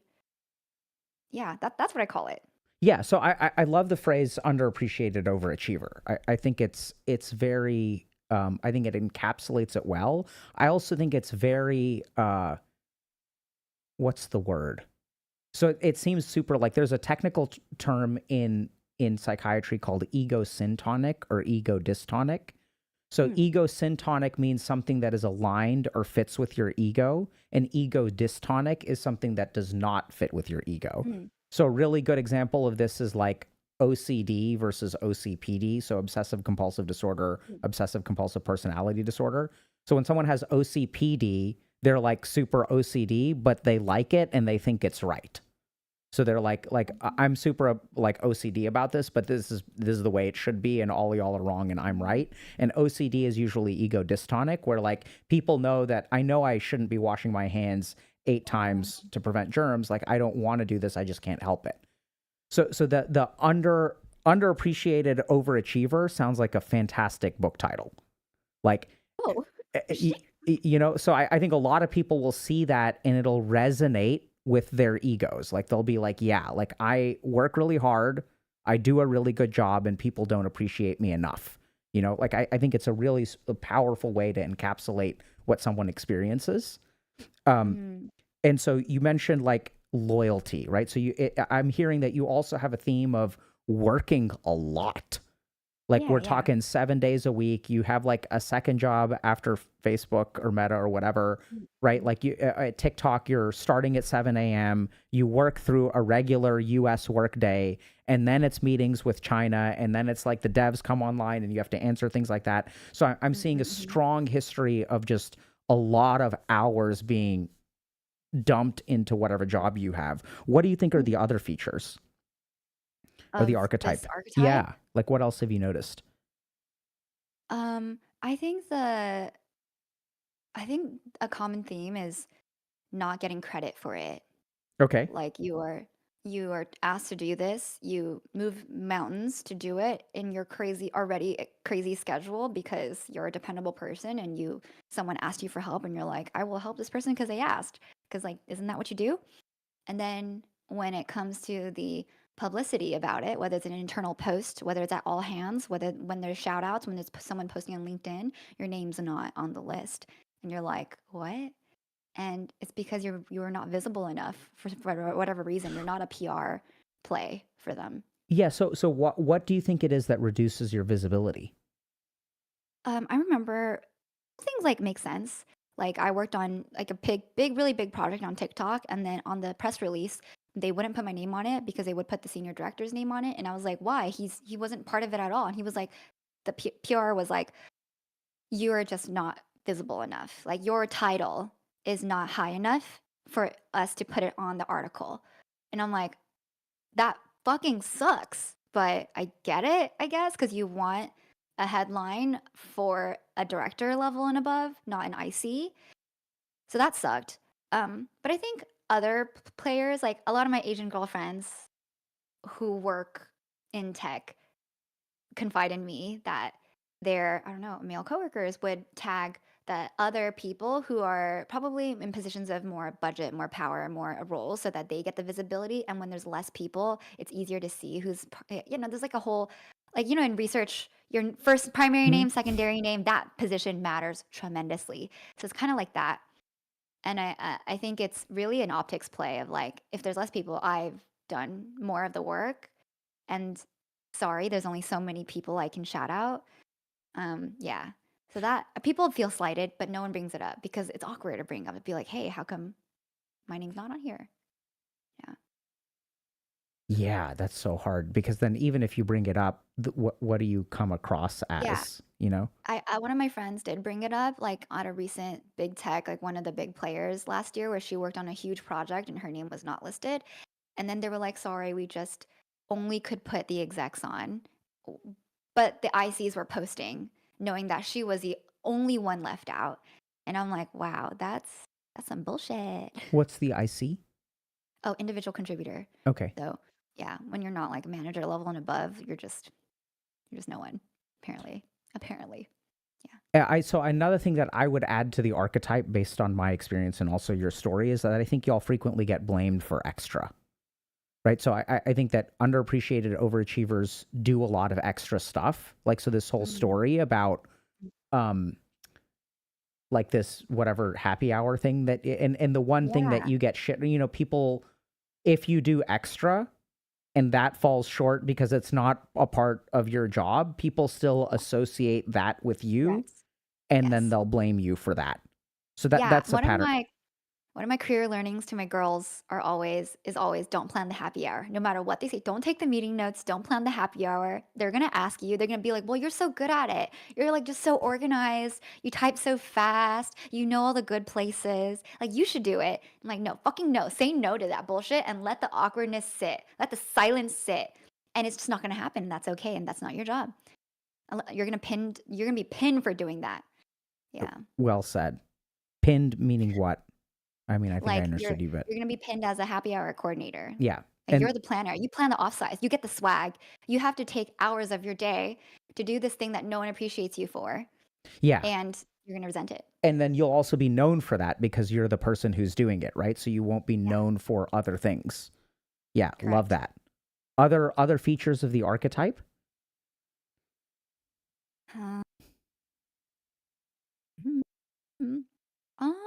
I think people, they aren't like dicks, I would say. They aren't extremely opinionated. Like they don't have a public or, public as an internal, like on your team, persona of being really hot-headed and like, I'm right. They're usually the facilitator types, I would say. And they're the information gatherers. They're the democratic ones.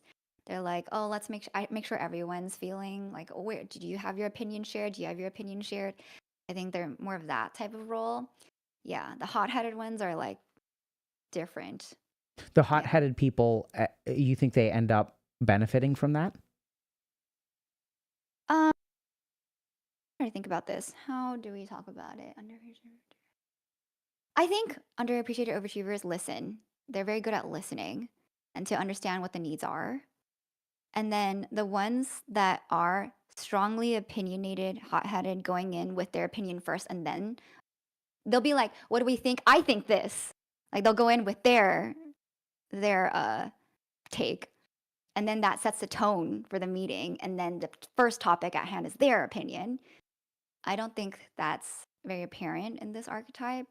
Yeah. They listen, they ask questions. So I was kind of thinking about the overappreciated underachiever. Right? Yeah. So they're way better at talking and not listening. Yeah. Right? So if we could they're very visible, they're not very loyal. Think they have a lot to learn from too. Like I have learned a lot from those. Like you do have to speak up. You do have to learn to assert yourself and your opinion. Yeah. What have you learned? Yeah. I think that what I learned was I used to be more of a facilitator type. And when I became a product manager at Discord, the leadership principles are so different. Like at Facebook, you are or at least in the, I don't want to generalize, the company's so big, but within the teams that I was a part of, you're really, there's so many, variables to be on top of. You're organizing, you're facilitating, you're sharing. But then at Discord, the teams are so much smaller. And as a PM, they look towards you for direction. And when you're asking for other people's opinion, they're like, oh, you're the one who should have the opinion. Like, we're looking to you to guide us. So I had to learn how to assert my opinion, have a strong take, and be 10 steps ahead. Whereas I thought I was here to gather everyone's and find the best one. And that's not always the best way to do it, given timelines, resources, and how people like to build trust. Like the building trust culture is very different.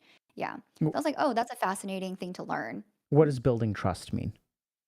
I think it depends on, the company. Like, what does it mean to build trust at a large company with lots of processes, lots of stakeholders, lots of approval stamps versus a smaller company where you're the only lead on this and you call the shots. So how do your engineers and designers know that whatever they're working on for the next 6 months, their careers are based on what you say? How do you build confidence in that? Is it data driven? Is it narrative driven? Is it as simple as I can explain it in 3 sentences and you get it? Like, how do they receive that information? And how do you build that trust internally to your executives? Because they also receive information in a different way. So learning the culture of how things get approved and how they understand your rationale, that's how you build your team. And as a product manager, your job is to make sure this team is well resourced, well respected, and well trusted inside the company so that we can launch and have our things approved and have the support we need to execute, and know that when it reaches the users, we have put everything we can to build it the way that we believe is right for them. But there's all these like internal politics that you have to sift through to make sure it gets to that end state. Yeah. So that's the process, what I've learned at Discord. And it was really cool. It was like a new thing for me. I was not that person and I had to learn, and that made sense. Yeah, I think it's cool how it's so interesting because I mean I would agree like 100% that the kind of I think this is such a huge mistake that people make. So this concept of underappreciated or overappreciated, if I had to distill it down to one thing, it is communicating in a language that people are receptive to. So I've never thought about it like building trust, but recognizing that in order to build trust, different people need a different type of information. So are we focused on metrics and KPIs? Are we focused on, like you said, a simple 2 to 3 sentences? Like what are the higher ups going to respond to? Or is it going to be more of like a narrative, kind of like, like so, and depending on what you default to, it may not match with what people are looking for, which in turn means that even though you're doing a lot of work, it's not viewed that way. And on the flip side, if you're like very, very numbers focused and someone else is like 2 to 3 sentence focused, you give your 15-minute presentation on numbers and then they get to talking and then like the CEO is like, does anyone else have anything to add? And then someone steps up and offers their 2 to 3 sentences. Suddenly that's the language that the CEO understands. That's what they sort of respond to. And it's such a great insight. Like I hear that over and over and over again. And especially like the career oriented coaching that we do, like this kind of stuff comes up a lot where people aren't taught this stuff, right? They're like, oh, I have this product. This is just the way that I think. This is the way that I'm presenting it. And that doesn't necessarily land properly or well enough. So that's so fascinating. This is, And it's like kind of your job as a person inside on the product team to know, to understand, to like get the intel on how each stakeholder receives that information, and then code switch, and then know when to bring down the level of detail, the elevation of detail, and when to speak their language, and know what ticks them and know what doesn't, and know what are trigger topics, like don't bring that up. That's how you have to move the approvals forward. Knowing how to play and letting your engineers know that you got that in the bag, that's your job. Like that's how you become someone they want to work with. yeah. Like, this is a product manager I can trust, who has our back, so I can build in peace with support. Yeah. Yeah. That was like fascinating. A lot of growth. I enjoyed it. Cool. Yeah. So we've been at this for almost 2 hours. Anything that you want to talk more about? Any questions you have for me? Any kind of thoughts that we haven't gotten to yet? I think the topic of when you, I think I get a lot of, hey, Chloe, I got laid off too, and I don't know what to do, and it's the darkest time of my life. I think that's like, right. But I feel like it's a big topic, so I don't know if we can like really Yeah, tackle so it in let's 10 talk. minutes. I mean, I know that's what we were supposed to talk about. I just got so interested in kind of your narrative and your story. Like, and I think there's a lot of nuggets in there that are like really useful. I think it just felt really human to me about, just a journey of what it's like. Mm. So when you did get laid off, like how did you deal with that? I feel my experience has been so different from everyone else's because I did have this content option, and I think I guess like the feedback I've gotten was like you're lucky you even had a fallback option, which is okay, fair point. Um, but a lot of people don't, right? A lot of people their entire family depended on the salary, and then they lose that. So for me, I was so incredibly lucky to have an option and to bow out. But that also came with like working in tech for almost a decade and knowing that I've lost my identity time and time again, and then knowing that I had to build this backup plan just in case it happened again, which it did. Um, but also, I felt a lot of shame at the beginning. I was like, "Wow, fuck me." I'm like, publicly, I'm the product manager, content creator, and now I got laid off. How shameful is that? How embarrassing is that? But then I just had to like own it and be like, you know what? This shit just happens. Like I think the stat was 40% of Americans get laid off at least once in their entire career. And then at that time, I think last year was like 150,000, maybe over 150,000 employees in tech, just tech, got laid off. So chances are you have been laid off or your friends have been laid off. And I've talked to many people who are executives, founders, hiring managers who had to do the layoff conversations. And the process in which they have to decide who gets laid off is not is not targeted. Like sometimes it's like, oh yeah, I'm going to frame it as a layoff. And I'm actually like, I hate these people and they suck. And is an easy way for me to out. But at higher levels in larger companies, sometimes it kind of is random. Like they will put it in a spreadsheet, put names, randomize it, like close their eyes and then click, and then this is a layoff. Mm. And you can't discriminate based on a lot of factors. And then you just have to say, this was just the unlucky choice. So I think a lot of times it's out of your control. And then for me, I knew I had a support network. That day, I went to go see some friends, and they were congratulating me. They were supporting me. They were like, "This is unlocking you to do so many things." And when you have that support network telling you, giving you the thoughts and the quotes in your head to tell that you will be okay, that they believe in you, then that's what you can tell yourself when you're alone, or that when I'm alone, I'd be like, I got all these, like, how can I fail when all these people really believe in me, like friends in real life support me. So I just gotta go and keep it going, keep my head up. Yeah. Um, I think the difference was I probably lost my identity a lot in the past in career. And so I promised myself that wouldn't happen again. So I would say I never really cried. I never cried about the layoff. Like it didn't hit me as hard because that happened before. But I think for a lot of people who came to me and shared DMs, they spent like weeks, if not months, lying to their roommates that they're still going to work because they couldn't fathom the idea that they got laid off because that means they suck. But it's not their fault. In fact, it's the company's fault for mismanaging, mishiring, I don't know, miscalculating the projections. But it is just part of this new era of work, and that it's okay. You got to just let yourself process, get your support, and move on to the next. What does that mean when you say I lost my identity a lot? And you talked about crying, and then you said I wasn't going to lose my identity again, and you didn't cry. What help me understand that? I'm a bit confused. Yeah, I think in the past when things didn't work out with my job, I think I just like blamed myself, like, oh, I'm not good enough yet. That's my self worth because that's all I have. All I do is my job, my work, my career, like all I care about. And then when things don't work out, I don't get the promotion, I lose. I don't get an interview, I don't get the offer, I get rejected, I have to quit, or things are, I don't see a path forward, or I get blamed by the company for something. Then I'm like, wow, I am an awful person. I got nothing. I have nothing. This is me. But just it's not that deep and not that personal of a relationship between corporate work and your life and your worth and your value and you as a person. Like, you're so much more than this statement of work, this job description. And so I had to learn that, like, how do I choose on the weekends, choose me versus choose this thing that if I finish by Monday, then that would unblock the team, whatever.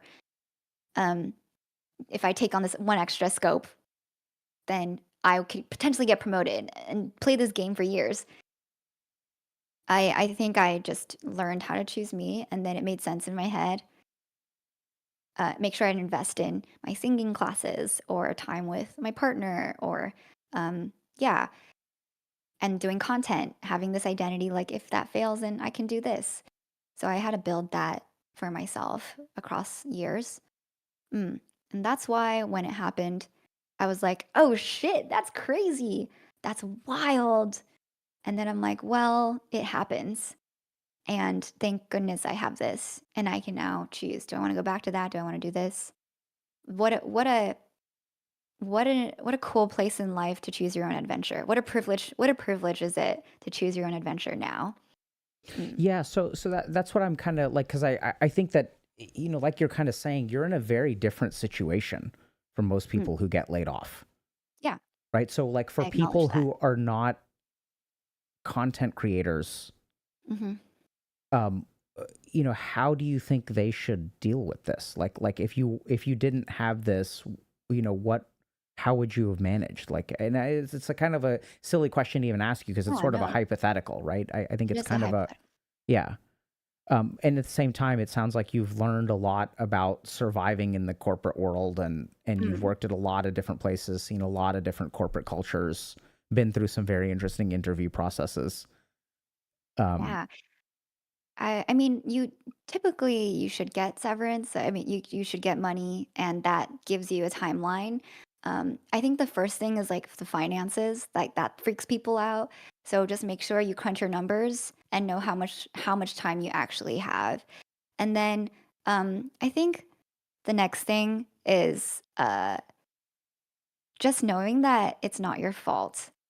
Even if you do get fired, like sometimes it doesn't work out and that you are not a fit, that company was not a fit for you, and that's okay, and you will find your people elsewhere. You don't need to be a fit everywhere. That'd be kind of crazy if the world worked that way too.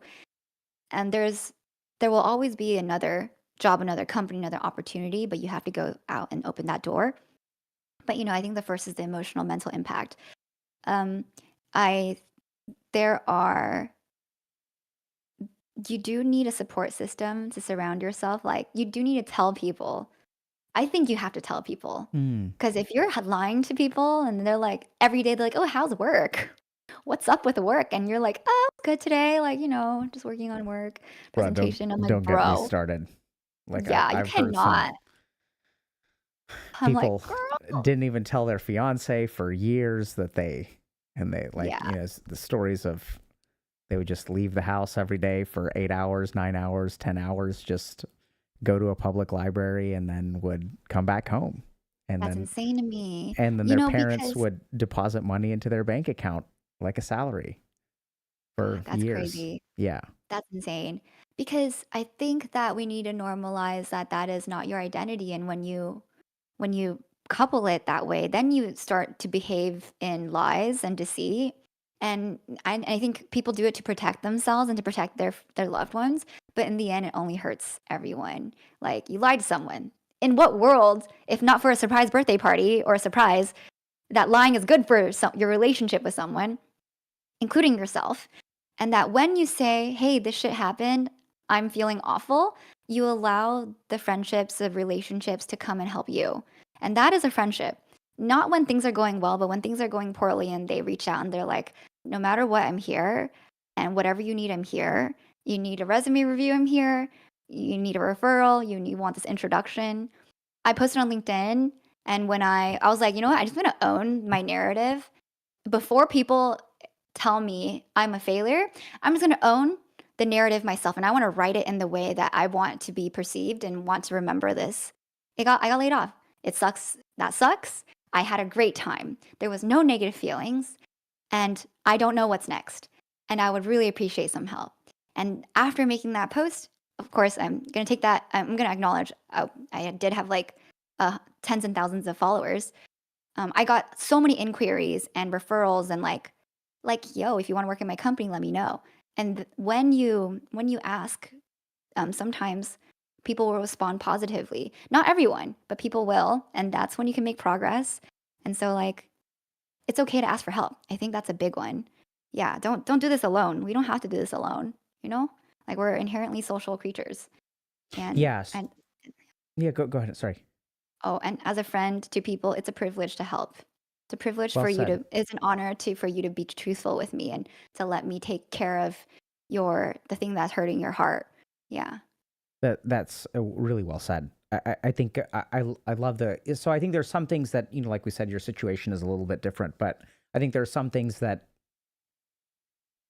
I think are absolutely like translatable, right? So there's some things that are specific to your situation and some things that aren't. I think telling people, it's so interesting. It's such a simple thing, but it's huge, right? So you open yourself up to receiving help, which I know is hard for a lot of people, but there's even a lot of studies that show that um, so the best way to form a bond with someone is not to help them. So if you help them, they usually feel indebted, and that Mm, creates like a negative emotional valence between the two people, right? Because like the mm, person that you helped, like they feel grateful, but they also like feel bad. So now it's like now like one person in the relationship feels bad, which is not yeah. actually how you create a friendship. What actually Mm, works way better is receiving help. So when someone helps mm, you, they feel good. They're yes. like, I did something good today. So they actually have a lot of like positive emotion associated with you. Now, when you chronically ask for help, when you're like someone who never reciprocates and things like that, that's a problem. But in the opening chess move, like offering help to someone or receiving help from someone is one of the best ways to form a relationship. Mm, Um, yeah, I agree. I also like this idea of like narrative and sort of like owning your narrative.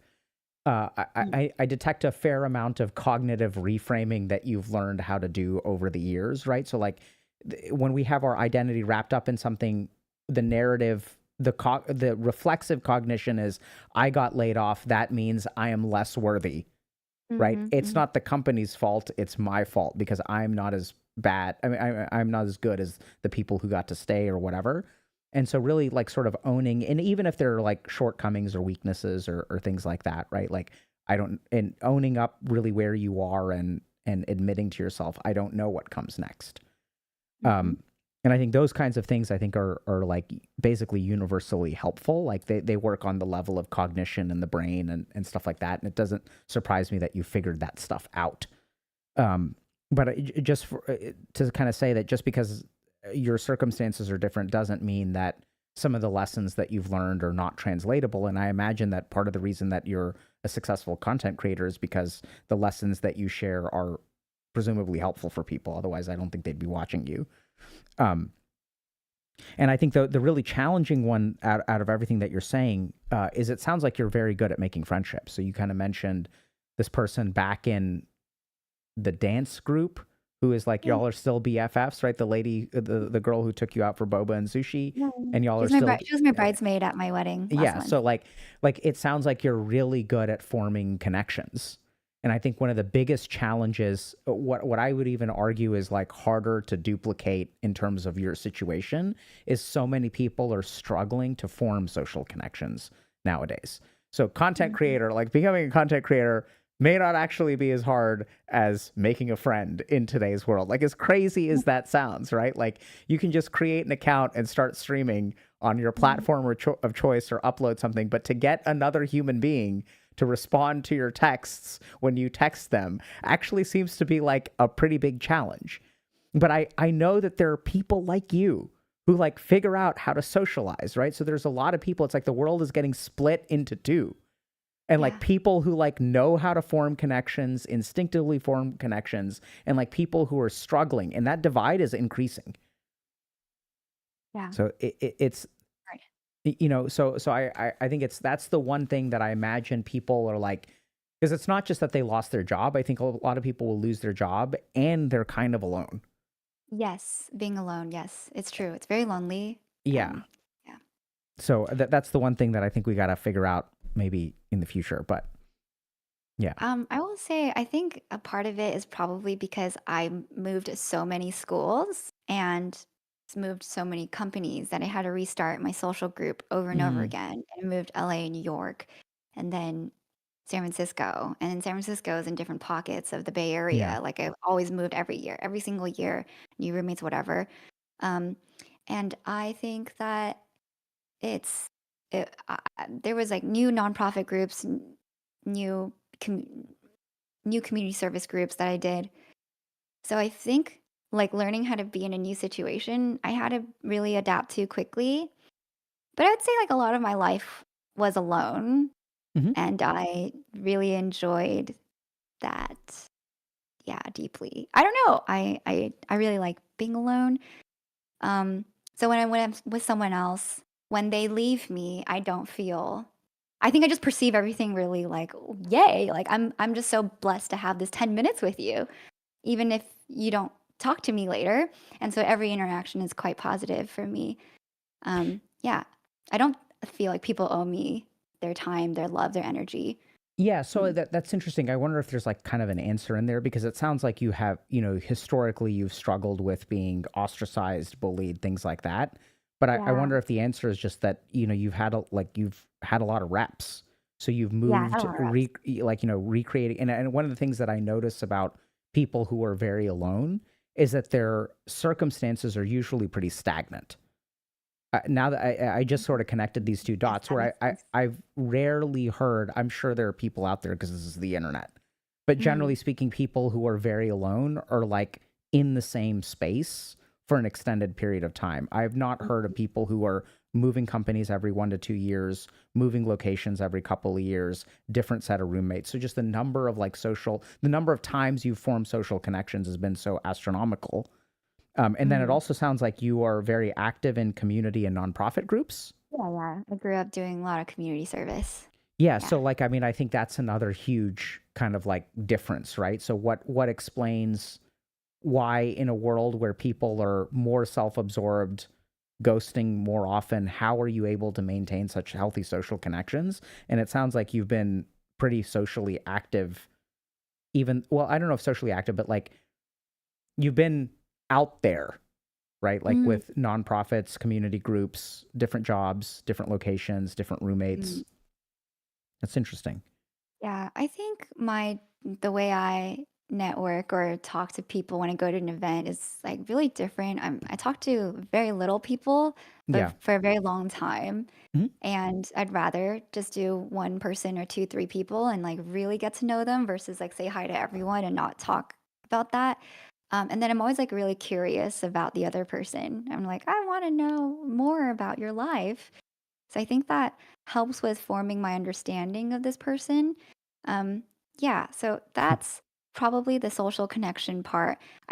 Yeah, and then but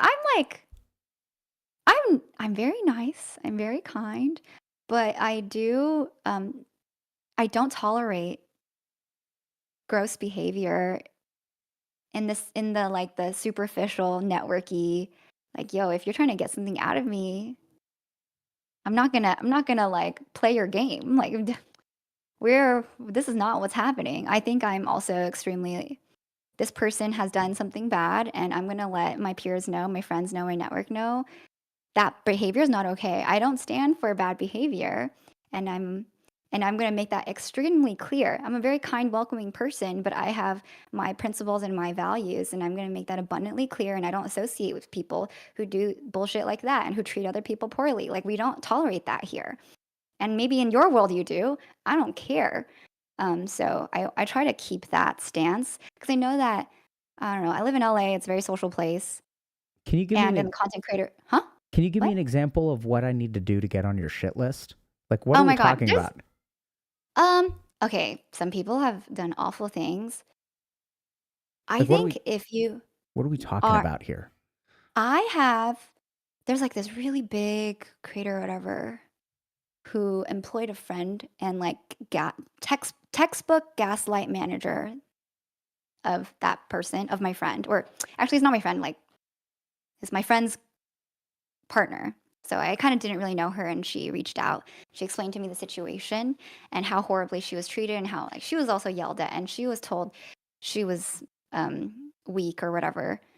And she was just trying to leave, and then they'd be like, "You think anyone's gonna take you? You think we are literally the best place ever. Like we did you a service. Like no one's ever gonna take you." And I think that kind of thing does something to you when you're 23. Like when you're so young, and these are the first people you trust with your career, and they're supposedly friends, and they supposedly have your back. And there are many times when they say, "I trust you, you trust me, we're in this together." And then all of a sudden they 180 and there's this weird power play, and that's how you're treated. That to me was enough to be like, you're shitlisted, because you do not talk to people who work that hard for you, with you, and you don't step on them like that. And I'm going to let people know that that's awful. And I've had friends who work with this group and associate with them because they make a lot of money or whatever. But I call them up and I'm just like, if you're ever going to invite both of us, I'm not attending, because this is what they did to our circle, and that's not appropriate. And if we allow that to happen, if we witness it, we observe it, and we say, "Hey, this person's socially okay," then we stand for that. Do you understand what you're doing here? You're letting the invisible people feel more invisible, and I don't want to be a part of that. Do what you got to do. I don't really care, but I'm not going to judge you, but this is where my judgment is. Yeah. And I think Damn, even girl. opening that conversation, I'm like actually really confrontational, like surprisingly confrontational as a person. So I think that's the only way to like start conversations, to let people be like, "Huh, well, okay, that this is where we start. This is where we talk." So that's one example. And then it became clear that they've done other bad things that are like, I think more in in territories that I can't really comment on, but people were like, "Damn, you were right," blah, blah, blah. So I think speaking about that is really important. I will tell you another time that I don't know if it's like, I shared this on my podcast a while back, where I was in this like influencer dinner. No, actually, it was a birthday dinner, and there are lots of influencers there. And I was this is when I wasn't really big at all. And they treated me horribly at that table. They were just like, "Oh, why are you sitting here? Like, we have our own thing." And I'm like, "This is a birthday dinner. Like, what? I know people here. I was invited by the birthday boy." And then I would try to engage with them and be like, "Hey, so, hey, what's your name? My name is this. Oh, you moved to LA? Like, oh, where'd you move from? Do you like LA? Blah, blah." And then their entire persona was like, "Yeah, oh, I'm this. Yeah, I've been here for like 2 years. Yeah, no." Like that's the entire fucking table I of fucking 7 love girls. that. I love your impression. It's so good. And I was shocked. And these are like famous people in you know them. I was so shocked. I'd never seen this mean girl behavior in my life. And I was like, "You are not who you portray to be online. I cannot believe this." I'm staring at everyone's foreheads. Then I go through every person, and they're like that. And then the only conversation they have with each other is, "Oh my God, did you see what they say in the group chat? Haha, so funny. Did you take the Harry Potter quiz? What'd you get? Hufflepuff." And then one of the girls, they were talking about like going to like a club later. And then I was just trying to make any conversation. I feel such intense disgust right now. Yeah, I know. I was just like making any fucking conversation. It was a 2-hour sit down, fancy ass restaurant, $70. Like I'm eating multi-course meal at this nice ass restaurant in downtown LA. And then they're talking about going to the club, and I'm like, "Oh, you guys are going out?" This girl turns and is like, "Yeah, we're going to." Oh, never mind. Oh my God. There's only 7 girls at the table. I'm just like, why do people treat each other like this? This is so confusing. We are too old for this type of bullshit.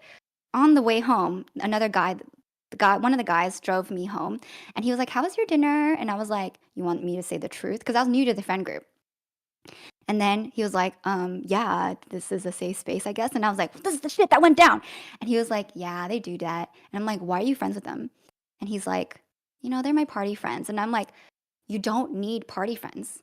You don't need these people who treat you like dog shit every single weekend. Like there is an abundance of people who will treat you well. Why do you do this? And like, "Yeah, but they have clout or whatever." Like I don't know what it was. It's like something about this fear of being out of the group, this fear of being alone and being ostracized and not being invited. I'm just like, you cannot live like that.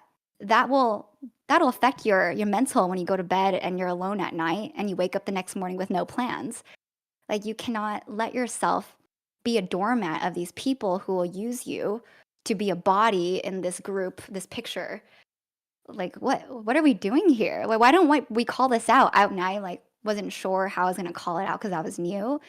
And I just like never associated with that group again. And whenever people bring it up, I'm just like, these bitches said this and whatever. Let it be known. Let it be known because there are consequences to being bad. Yeah. So, anyways, that was just weird. What was weird about it? I loved it. Oh, I mean, that whole interaction was Oh, weird. I was I was like, like, that was the weirdest thing I've ever, whatever. no, man, I think like this is the shit people deal with nowadays. Like the world has changed. Like Yeah, it was strange. And I don't think they thought it was weird. I think they think it's normal. Well, So so that's why you need to call it out. well, no, so I mean, I think like I can't believe I'm about to say this in their defense. Mm. So not that they think it's normal. It is normal for them, Mm-hmm. right? So like that's the world that they live in, That's the world they live in. It's true. It's true. right? So Yeah. and I know a little bit about this because I too sometimes make the content from time to time, and sometimes I get Here, I see. I witness. invited to places where there are other people who also make the content. Yeah, and- the content. And I think it's like what I've come to understand having worked with a lot of these people is like honestly their world is just different. It's like there's so much like that's just where they have to exist. Like these people are constantly checking stuff 24 hours a day because that's what it takes. Like and I like I'm with you. I'm not saying that it's good. I think this is just the trend that we're seeing. I mean, you're talking about this as like content creators. I don't think this is just content creators. So I think that people will regularly have birthday parties where I loved how you said looking at people's foreheads, right? Like it's like Yeah, foreheads everywhere. And that's I mean, I'll go to like dinner somewhere and I'll see like a group of youngsters, the youths. And the youths will be like just everyone's on there. Like literally I was driving by a restaurant yesterday and I saw 4 dudes like sitting at a table and like literally all 4 of them were like looking at their phones. And so I think I'm with you. And also it's like that's just what things are becoming. So I don't know, it just but I loved hearing the authenticity of it, like the emotional energy of these stories. I'm loving, like out of everything that we've talked about. And I know it's like, oh yeah, people are fucking dealing with uncertainty with layoffs or whatever, and yeah, it's like I know it's hard, but I think it's almost like this is the stuff that I think is kind of the straw that breaks the camel's back, right? So it's like dealing with layoffs is one thing, it's an industry wide thing, it's a shit show, like I kind of get that. I've helped a lot of people get back into work and things like that. We have a career coaching program, which is like super solid. But I think that what is so hard is that the people are dealing with this shit too. Yeah. Who? Right. Sorry? Oh, yeah. Emphasis on they're dealing with it too. Yeah. And it's kind of like, it's like something's got to give here. Like we can't have every dimension of life be fucking us. Mm-hmm. Yeah, like I agree. And I don't know what we're gonna do about that, but yeah, I think I try to I think I grew a lot from the trauma. I think I used to be like I'm the victim. I have a dark story. I have trauma and I trauma bondage. I project. I write this negative narrative. And I think in the last years too, I've really rewired my brain in a way where I don't see myself anymore as that victim, but as like the hero of my own life. So then how would I, hero Chloe, keep living so I can my story isn't about loss, but my story is about adventure. Like, how do I switch that? Because there's a lot of chip on my shoulder. I worked socially and with my career professionally with this chip on my shoulder to prove something, and that can be good for the short term, but then you get to a point where does that keep fueling you in the long term, and is that kind of healthy for your dynamic with your relationship with yourself? and it doesn't go that far, and it should become more sincere, more positive, more raw, like more pure. So that shift has happened in the last year, and I'm so lucky to go through that growth and that journey and that excitement. And then I do recognize a lot of people are still locked into their own. I can't succeed because of this. Like I didn't grow with this, and I don't have these resources. I don't know the people, and that's real. That's so freaking real. So what can I do? And that's why I like make a lot of career content. What can I do to what is my role to help people in that way, what the best I can in the way I know I can, the language I can, and how to do it online and in my personal life too, with my family, with my friends, with my community. How do I volunteer that time and create, just make the world a kinder place? And I can only do that in the reach I have. So I try to emulate the way I present myself publicly and privately, like as similarly as possible, to treat everyone the way I wanted to be treated when I was in tech, when I'm in content, when I'm a sister and a friend and a nobody. Like, where are they today? And do I have that energy to give? And usually I do. I have a lot to give. My well is really deep. My well is so deep, and I can give a lot, and it's a really good time for me. Yeah. So I try, and I think you're doing amazing too. Like these streams, you've been doing this for so many years. You've broken barriers, and you allow for all of these people to go on and share their thoughts in a safe space, and to know that they're not alone. Like that's hard as hell, especially for people who don't have access to that on every day. Like that's hard, and you're still alive after all these years. Like that, I don't, that shit's hard. Maybe famous last words, but no. Yeah, I appreciate the appreciation.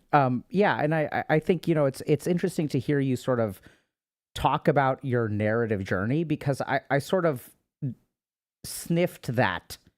So the way that you talked about the early things, right, were like very like victim, like I was bullied a lot. These people were projecting. I got these text messages, and then there's this sort of hero arc, which I think I also sort of detect, and I think that also rubs people the wrong way. By the way, I think like there's something about you. So the thing that I think is, I think both of them are not 100% authentic, right?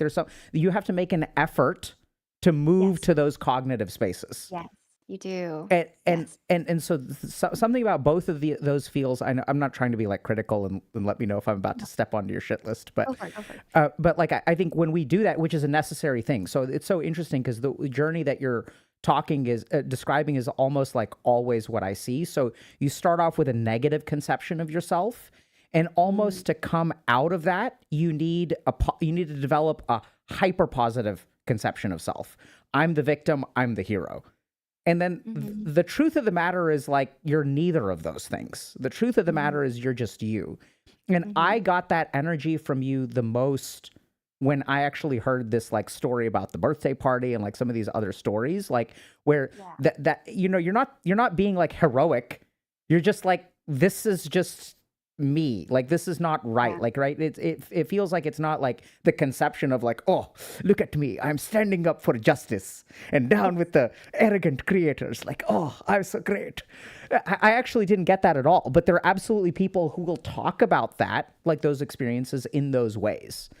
And so I think there's something, and I would encourage you to like really kind of look at that, because there's something about you that people like absolutely react to. It's part of what makes us successful content creators, and it's part of what gets us repeated text messages.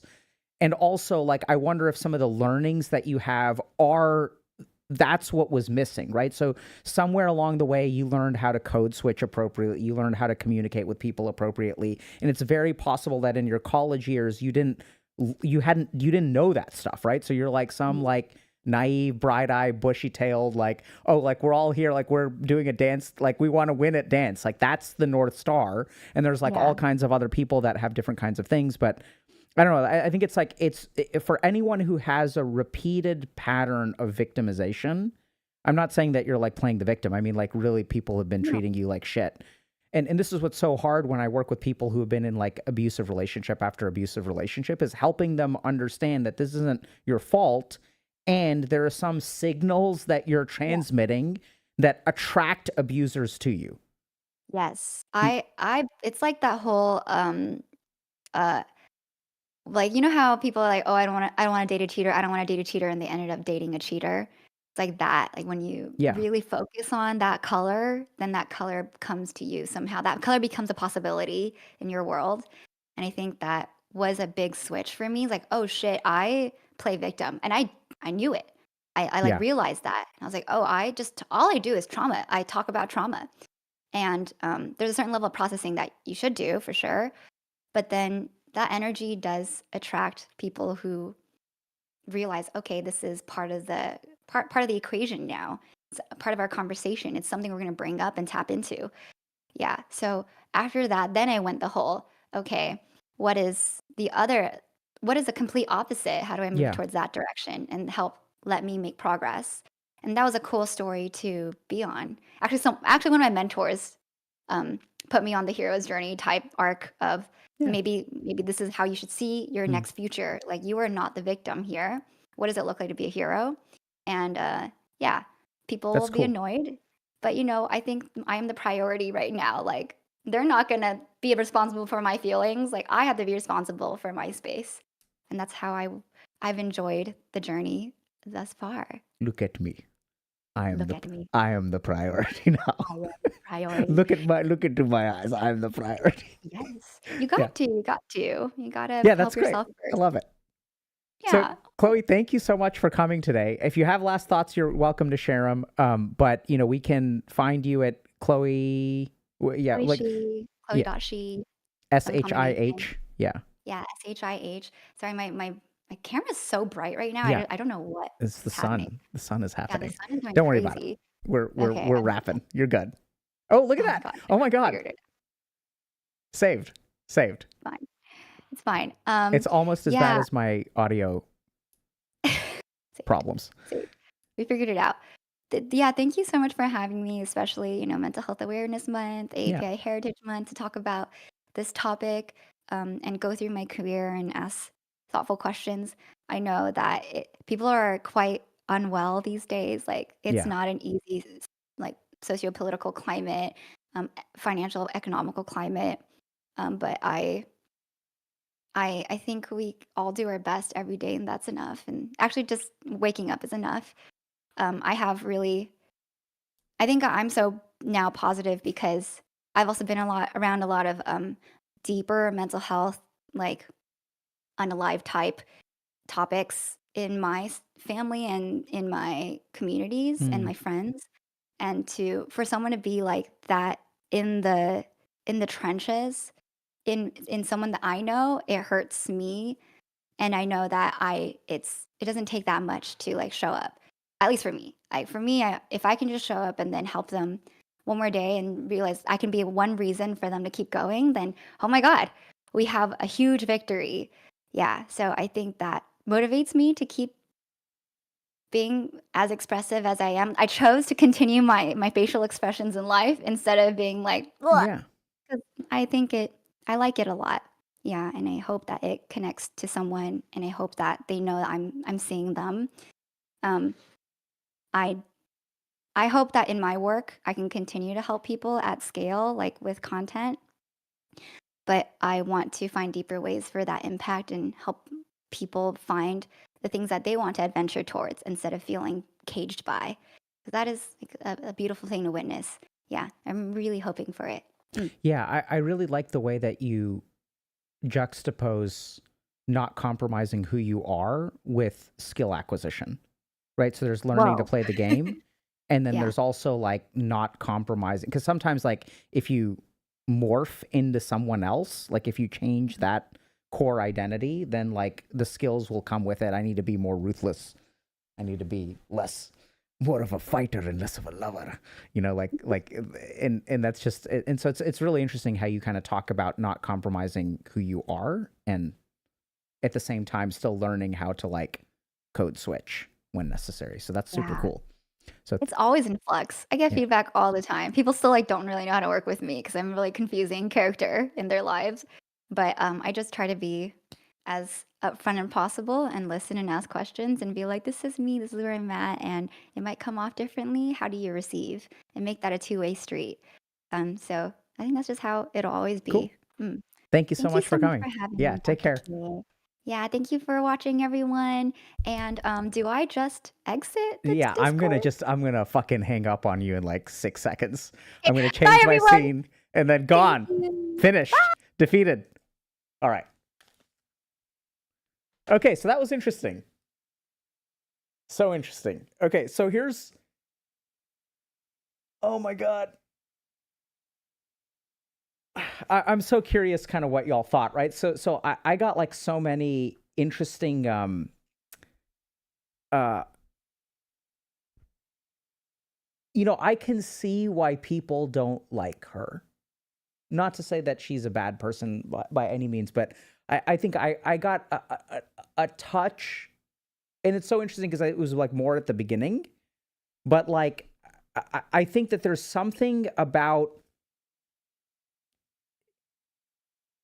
so like some people are just like magnets for assholery, and I think that there's some people that evoke within us, like especially places like the internet, right? We see someone and then we're like, oh my god, this is such a terrible person. Like we do that so much on the internet where we're like, just fuck this person.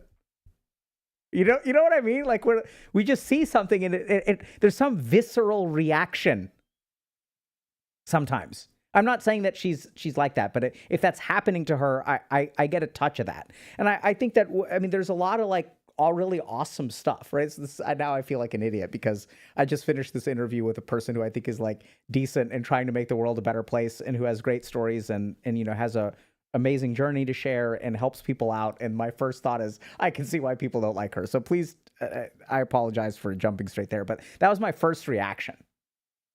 Right, is like there's something weird about this story. And I see this a lot. Like, so I know it sounds weird, but even when I sit with patients, so there's this concept of like transference and countertransference, okay? So transference is, I'm going to be a little bit particular about my definitions of these things. So transference is when you're sitting with your therapist in therapy. You sometimes have certain feelings that come up that are directed towards the therapist. So you feel like your therapist is AFK. You feel like they're letting you down. You feel like you're not getting anywhere. Like you feel sometimes you will get erotic transference is incredibly common. Like 30 to 40% of patients will experience erotic transference, which is just to have romantic or sexual feelings towards your therapist. And then countertransference is the therapist's reaction to the transference. So oftentimes in common definitions, what we'll say is countertransference is the way that the therapist feels about the patient, and then transference is the way that the patient feels about the therapist. Technically, the definition is different. It's the response to the transference. So I sort of felt some of that where like I can see that there's something about her constellation of things which evokes some of my projections. And I think her description of underappreciated overachievers, really, if she wants to write a book, that should be the title right there. And it'll do great. And I think that there are certain qualities, like there are types of us, right? That like we routinely evoke certain reactions from other people. Now, just because we're evoking a reaction doesn't mean that we're bad. There's something consistently happening there. And I think that's what she ran across. The reason that I tried to bring it up is because I think if you're someone who routinely gets the short end of the stick, you really, it's can be helpful and can be good to think about yourself as a victim, right? But she sort of says, like, I used to view myself that way. Now I view myself as the hero. As y'all know, if you watch our content, we think both of those, that's a journey. I'm the victim. I'm a loser. I'm a beta. I'm an alpha. I'm a sigma, right? That's the journey. And so, but there is something where like, if you are going to multiple colleges, interacting with multiple people, multiple jobs, and you routinely get shat upon, To say that you have no influence in this is one of the most dangerous mistakes you can make. Because the moment that you say there's nothing I can do about this is not my fault, is the moment that if you have some power you can exercise, you give up your power in that moment. And this is where I think we have a big problem in the English language. Because if we say this is your fault, the connotations of the word fault imply like a moral deficit or a choice or something like that. Right? So this is where the way I would describe it is there is a karma that you are sowing. There's some behaviors that you're engaging in, some actions that you're taking that are getting a unusual response. You are tapping into something that evokes something in someone else. And whether that is right, wrong, fair, or just, don't ask me. That is not my place. If you guys want to say it's unjust, unfair, whatever, you can do that. I'm not a judge. I'm not divine. I don't know what is just or unjust. I mean, on some level, I'm sure I do, but whatever. What we focus on here is understanding, right? You should understand what's happening, not what's fair or unfair, because I don't know what to do about fair or unfair. The problem with fair or unfair is it requires power outside of me to fix, unless I can fix it. And so if we look at the size of your solution space, it's in your actions, the way that you talk, the way that you walk, the way that you speak up, the way that you don't speak up. Right? And the challenge here is that you can say, okay, I'm being kind and supportive, and I am being punished for it. I am an underappreciated overachiever, and I am being punished for it. Things are not fair. And what do we have on the other side of the equation? In order to have underappreciated overachievers, we have to balance that with overappreciated underachievers. And we all know who they are, right? Maybe we are guilty of being one. And so they are also doing asshole moves, but they are getting rewarded for it, right? And so if we want to be slick and successful in life, we have to acknowledge this. That there's, you can be good or you can be successful, not both. That's a bit of a caricature, but we know that people who are assholes sometimes rise and get promoted or whatever. Like she's saying, like some guy shows up, has been working there for 6 months, talks sports with their superior and gets promoted while she's been slaving away for 2 years and doesn't do anything. This is exactly my point, is like there is a system that people are playing by that no one teaches us the rules towards. And so what we try to do here is to try to understand that process. And I think that, like, especially the way that she's sort of navigated her identity of being victim, hero, and then I don't think she was trying to be a hero when she's calling people out on their behavior privately, right? I don't think she's like, oh my God, like I need to be a hero, therefore I'm going to do good. No, it just feels so aligned and authentic. She's like, this is BS. The world should not be this way. I'm going to do something about it. Right? And this is where, like, so what we sort of found, it's kind of funny. I was like, when she was telling that story about the guy on the, so a couple of other random thoughts. Okay. Dr. K's random thoughts. Number one, she's like, yeah, I love to get to know people. I'm so curious about them. I like to ask them all kinds of questions. So this is something that is way easier to do as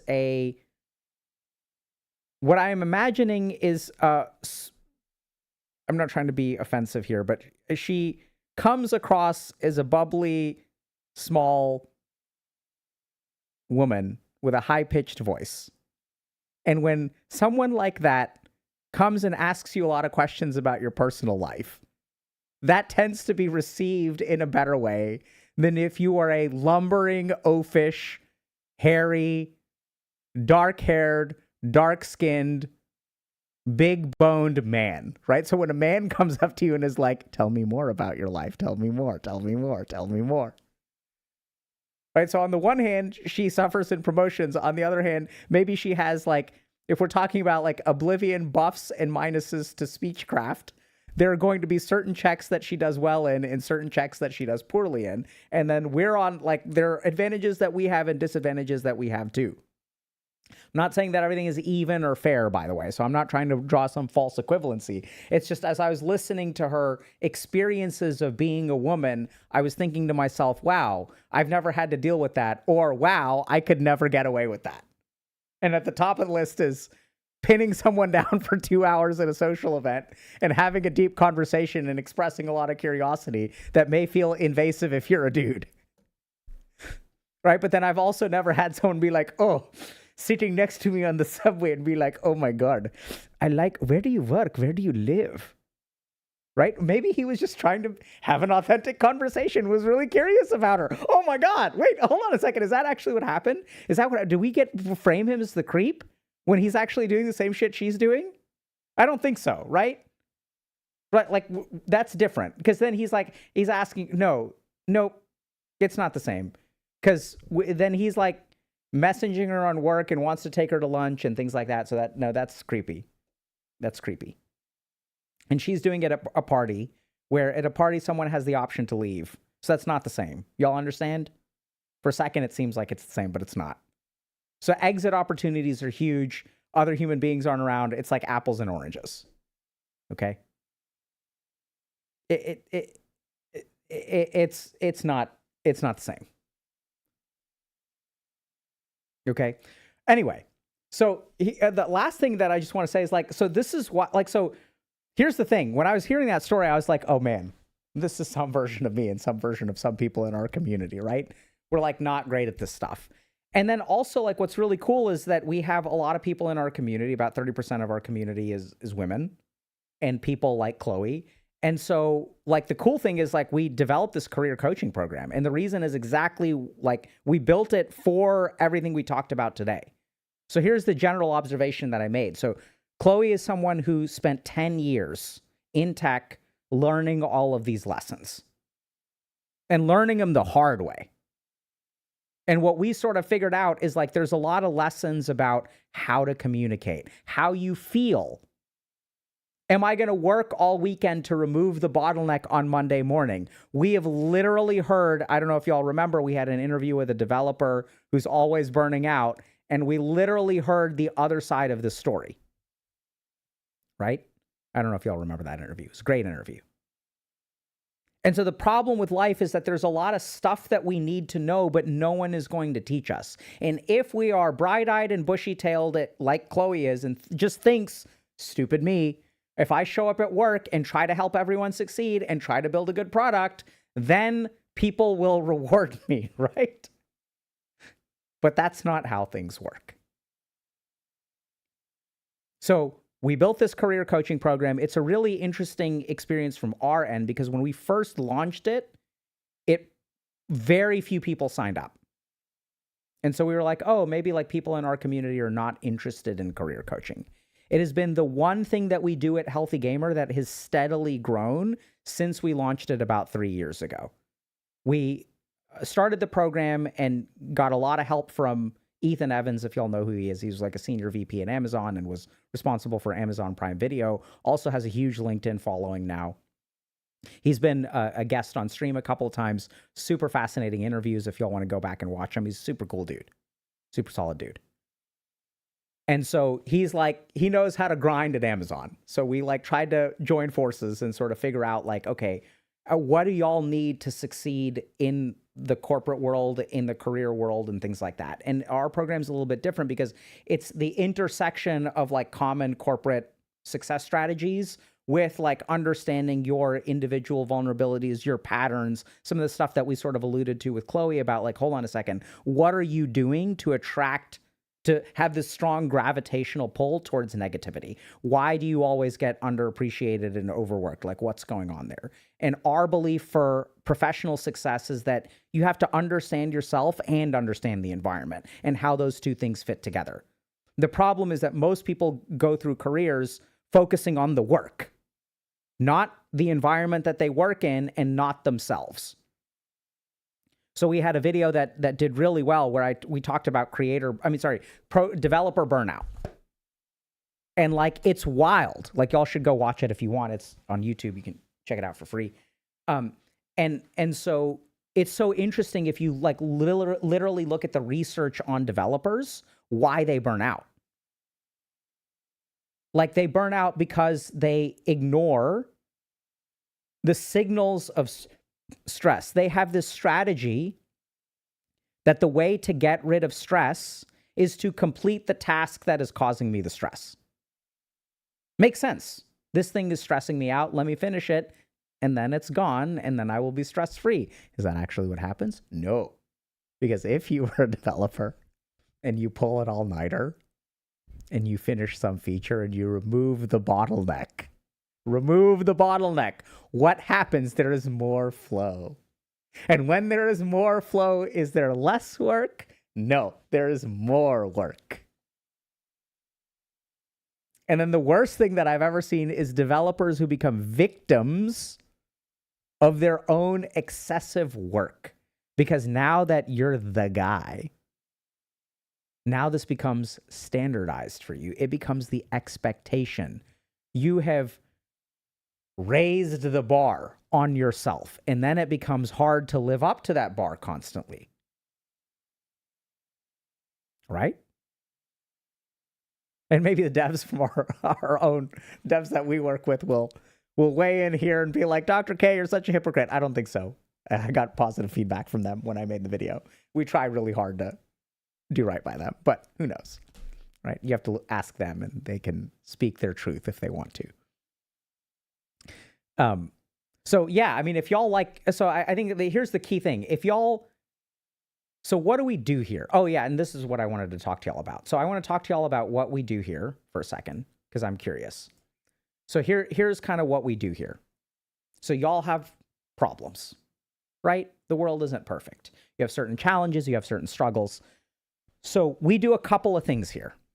So we started out and we're like, all right, I'm just going to teach. So I started streaming, started doing lectures on the internet. And then I was like, let's have conversations with people. So I started having conversations with people.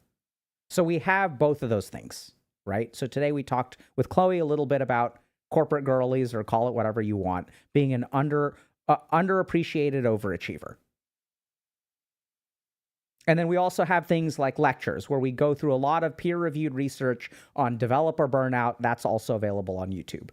And then what we sort of noticed is that this is insufficient, right? Watching this interview and watching a lecture does not mean that your problems at work are going to necessarily quickly or easily go away.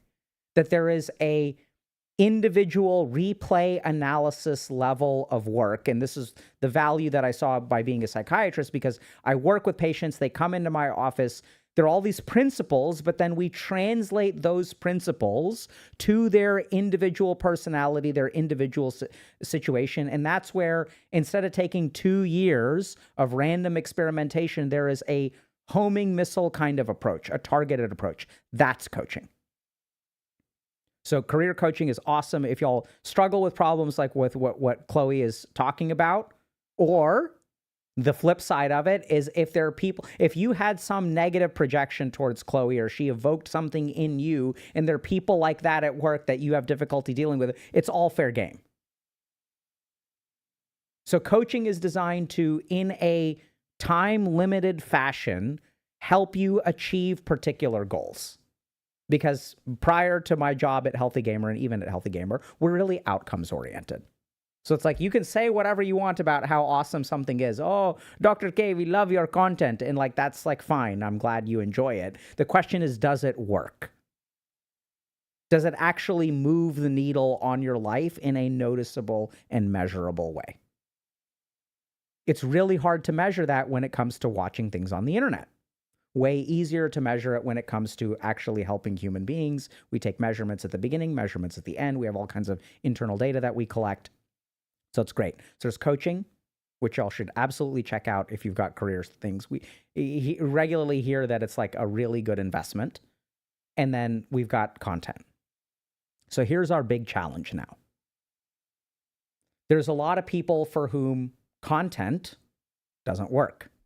And what do I mean by doesn't work? I mean that you watch the content for a while. We hear these success stories, wins, PogChamp, whatever, all the time on Discord, subreddits, whatever. We're like, Dr. K, like, this video really helped me, or this changed my life, or whatever. Great.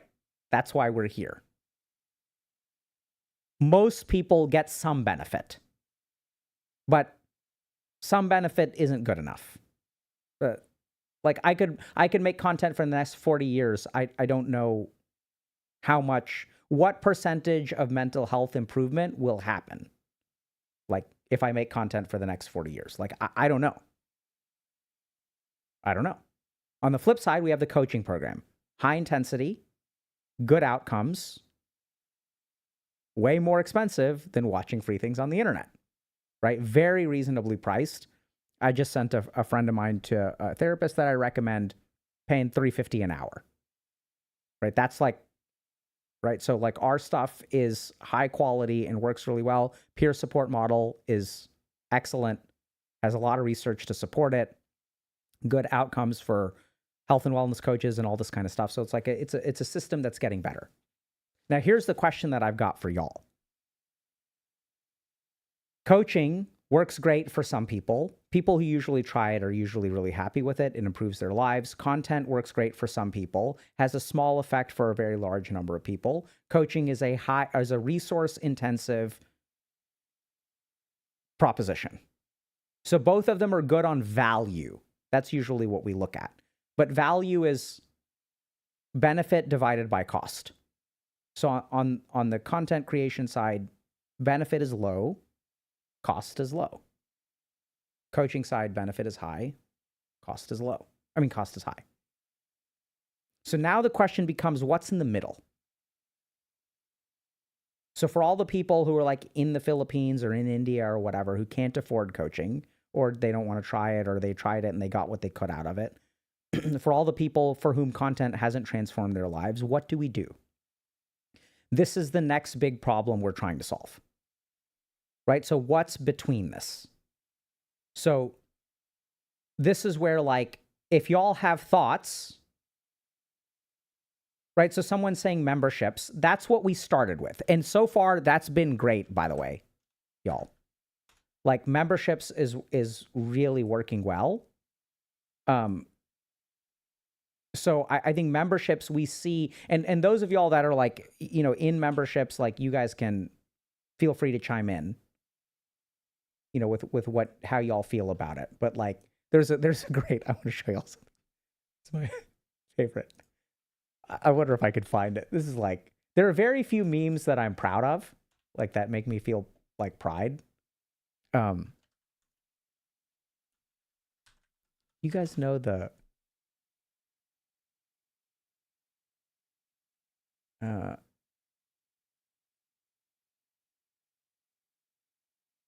my God, I can't find it.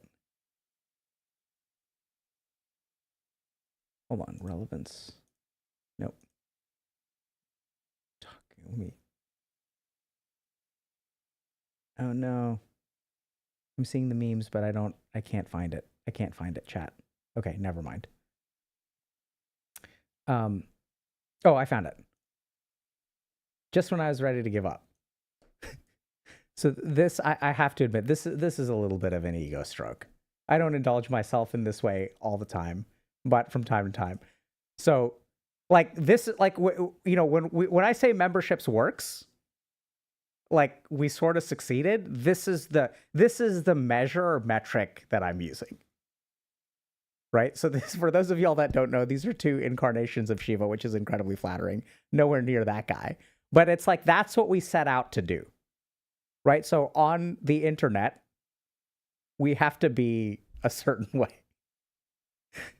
And then, so there's like stuff goes deeper over there. So like there are a couple things on memberships that are really good that way, where I just liked that meme. It was the one that made me stroked my ego the most. Doesn't mean that it's accurate or fair or whatever. But I think memberships is like really good because we have these things like quests and like we have like a lot more hands-on stuff. But what I'm still curious about is, like, what do y'all think? So this is the problem that we're trying to solve. And we're going to try to solve it as best as we can using whatever resources we have available. So we're going to do what we know how to do.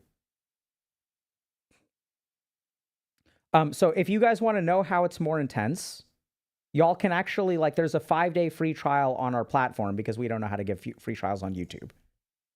But y'all can just go look at it. And I'm pretty sure, so that this was done 1 year ago. So what y'all have to do is go look at you can watch all the old lectures, but y'all have to go look at the lectures from a year ago if you want to understand what it's probably the weird stuff or karma, or I don't know, like it's like more spiritual topics that's what that was in response to. But we do like deep dives into like emotions and understanding fear and like resilience and like all this kind of stuff. But I'm still kind of curious about, oh yeah, so people are saying that they love the guest lectures too. Yeah, so the guest lectures on the membership side are, lectures are here. Let me see if I can find them.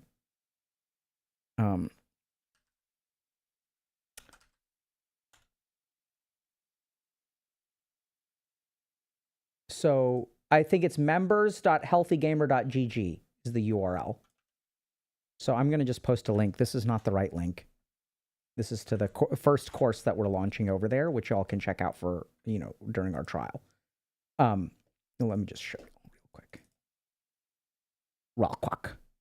So we're building some cool stuff, but that's not, I mean, this feels like I'm just talking to you about, no, this is the question that I have for y'all, or what I really need y'all's help with is, so let me actually, maybe this is okay. Let me try to show y'all something. So we're trying to figure out, okay, so if you're a human being who's trying to like figure out your life or get better or whatever the fuck, right? It's like we can teach you we can do some lectures, and then on the other side is coaching, but then like what's in the middle? So is there some way that for people who don't have the time, energy, or resources or desire to do something like coaching, or if it's full, which sometimes it is, what can we build for y'all? What would help you? Here's the question. What would help you actually like improve your life? So for those of y'all that watch the content and still find that like, okay, I'm not applying it, or I'm not doing it, or it's not helping enough, what would actually like move the needle for y'all? Okay. So here's the memberships platform. So VOD's library, this is what we did yesterday. And as y'all can see, there's a lot. So we started in December 23. So this was about a year ago. Let's go to July. Deep dive into perception. Yeah. So where is Vashana and Klishta? Mechanics of self-discovery. Let's see. Yeah. So like basically the way that this works is, so remember, it's also a little bit different. So like basically people would vote. So all the people who were members every month would just vote, and they'd say, hey, we want to learn about this thing. And then I'd build whatever they wanted. And now we've like gotten through a lot of like solid stuff. I'm trying to think about so the other thing is that we have these kinds of things like check-ins and tasks and, oh, here's the quest library. Here we go. Practice. So yeah, so like here's the practice for how to build a social circle. So this is like what I kind of sort of do with my patients, right? We'll talk about a particular concept, but then there's actually like, there's like a point at which you have to start doing stuff. And so this is our current iteration of it. Let's see, is this the only, oh yeah, here we go. This is great. So roots of tiredness. Let's take a look at this one. So quests for like how to become less tired, balancing your gunas, energy awareness log and daily routine, tracking ego-driven fatigue. Oh, this is why I love it. Sometimes tiredness isn't just physical. Well, let me zoom in. It can be a signal from your ego trying to protect you from discomfort, uncertainty, or fear. This quest encourages deep self-reflection to identify psychological patterns that drain your energy and explore how your ego influences your reactions. Bam. So this is great. Oh, I don't feel like going to a networking event. Why? Because I'm ashamed of myself. Because I'm not as good as the other people, but you need to go. I don't want to go to a singles meetup. Why? Because I feel pathetic going to a singles meetup. Only losers go to a singles meetup, even though maybe that's where you need to go. Maybe your soulmate is there, which, by the way, we have a lecture on soulmates too. But going back to the core problem, what I'd love to learn from y'all. So this is what we're trying to solve. We kind of have some version of it already. right? We're like building these quests out. People are saying it's kind of working, but I'd really like to know, what do y'all need from us? Do you have any content on meditation? Is that a joke? We have all of the content on meditation.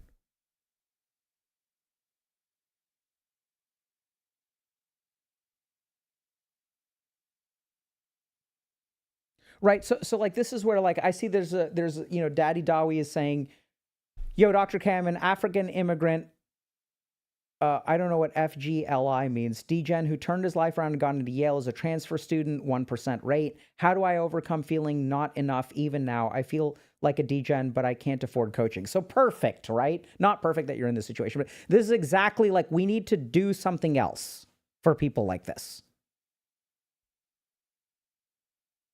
More skill building stuff. Shaktipat. If Shaktipat is what you're looking for, look elsewhere. Okay? Yeah, I see all of the chats. I'm watching you.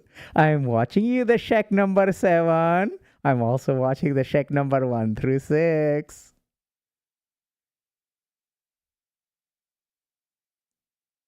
Okay?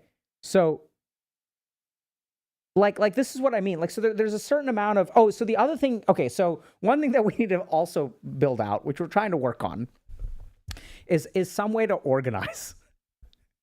Y'all, I don't know if you know this, so we've been doing this for 5 years.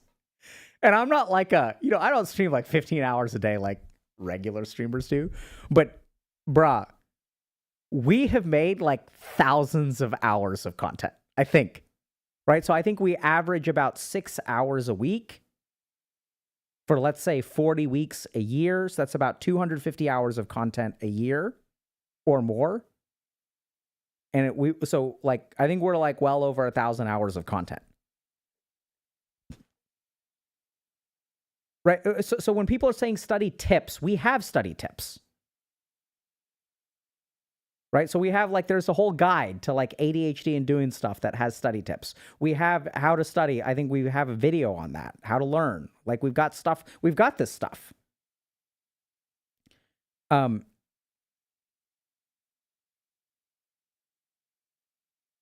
Okay.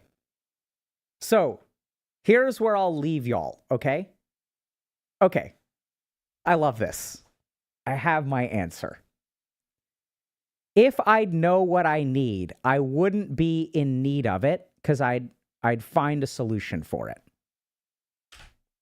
I am going to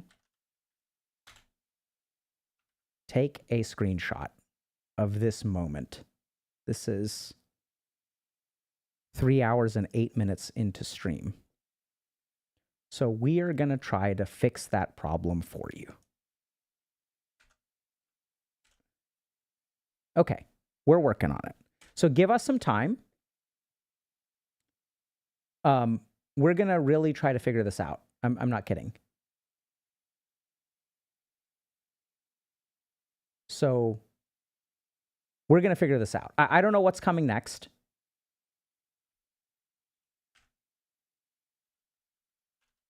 I don't know what's coming next. So here's what here's the answers that I'm kind of getting. The first is that we have a lot of stuff around that people aren't aware of. So we get a lot of questions that we have answers to. There's like a guide to ADHD, whatever. People are talking about skills building, and then I think this is a good insight, right? So if I knew what my problem was, so this is where we'll talk about coaching in the past, because the interesting thing about coaching, and as y'all know this from our interviews, which are, by the way, interviews are closer to coaching than they are to therapy.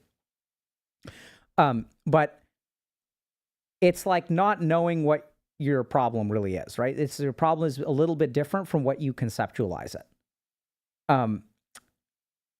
Tracking progress. Okay, AI to find the right video. Okay, this is helpful. All right, thank you guys very much for the anonymous gifter for the subs. The metric to track my progress on your end is irrelevant to what I'd call tracking progress. What would be relevant to your tracking progress, Laffy Bun? Can you answer that for me, my friend? Community accountability. That's hard.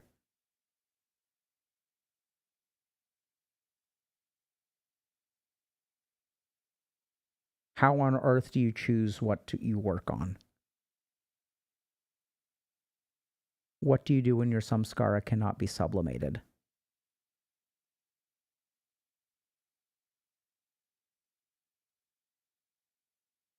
Are there plans to introduce regional pricing?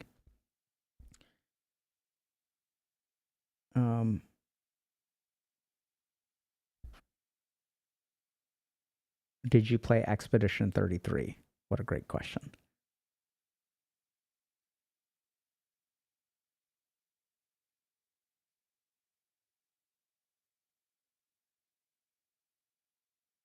Okay, I'm not seeing an answer from Laffy Bun. So what kind of progress would you want?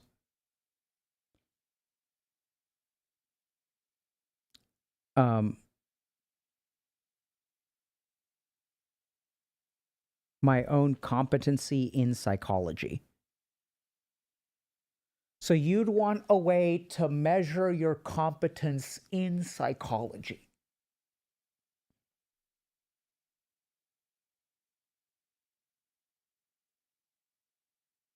You wrote, yeah, I see it now. Maybe there's a chat delay. Okay, so measuring your competence.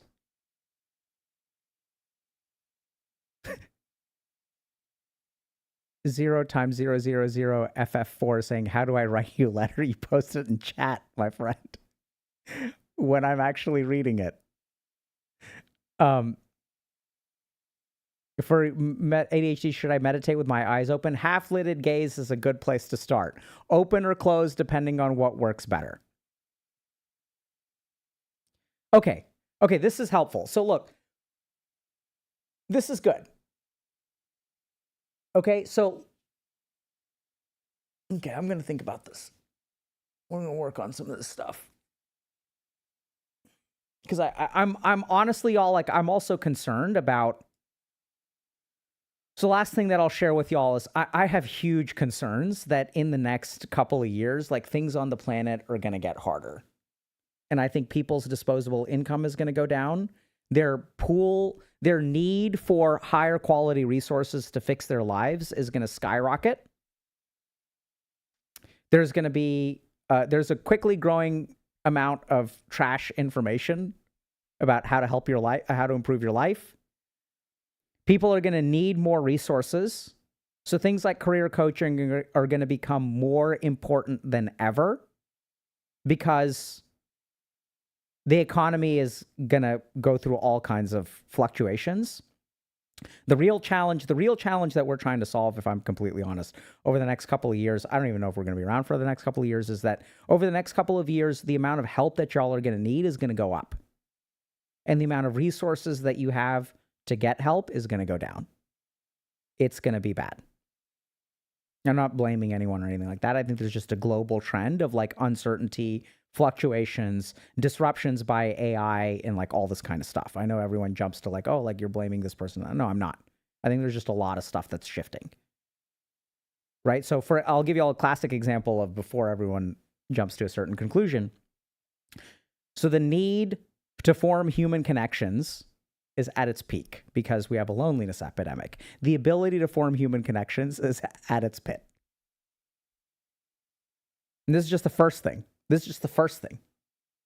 Once you stop forming human connections, birth rates in South Korea and things like that are going to like escalate into economic problems. Right? So like the world is going to get harder and we're going to have fewer resources to deal with it. So like we're going to try to figure something out. Chances are we'll fail catastrophically because there's no such thing as a free lunch, but we're committed to trying. And for those of y'all that have given us anything from a gifted sub that is anonymous to a Twitch Prime sub to a super chat on YouTube to signing up for memberships, that helps a lot. Trying out coaching. The one thing that we're like pretty also like I feel good about is that if we're asking y'all for money for something, so I don't know if you'll notice, but we stopped doing fundraisers for the most part. We may do it again. But a few years ago, we raised a lot of money over the course of May. And then it's like, hold on a second. One thing that we feel pretty good about is that if we're going to ask y'all for money, we're going to usually deliver something that we believe is valuable. That's why we don't have a Patreon. We have membership. We waited years to create a membership because we wanted to give y'all something of value as opposed to just give us money every month. I'm not saying that we'll never do that. We may need y'all to fundraise or something at some point. I don't know. Maybe we'll do a Kickstarter or a GoFundMe for Dr. K's gotcha game waifu extravaganza or something like that.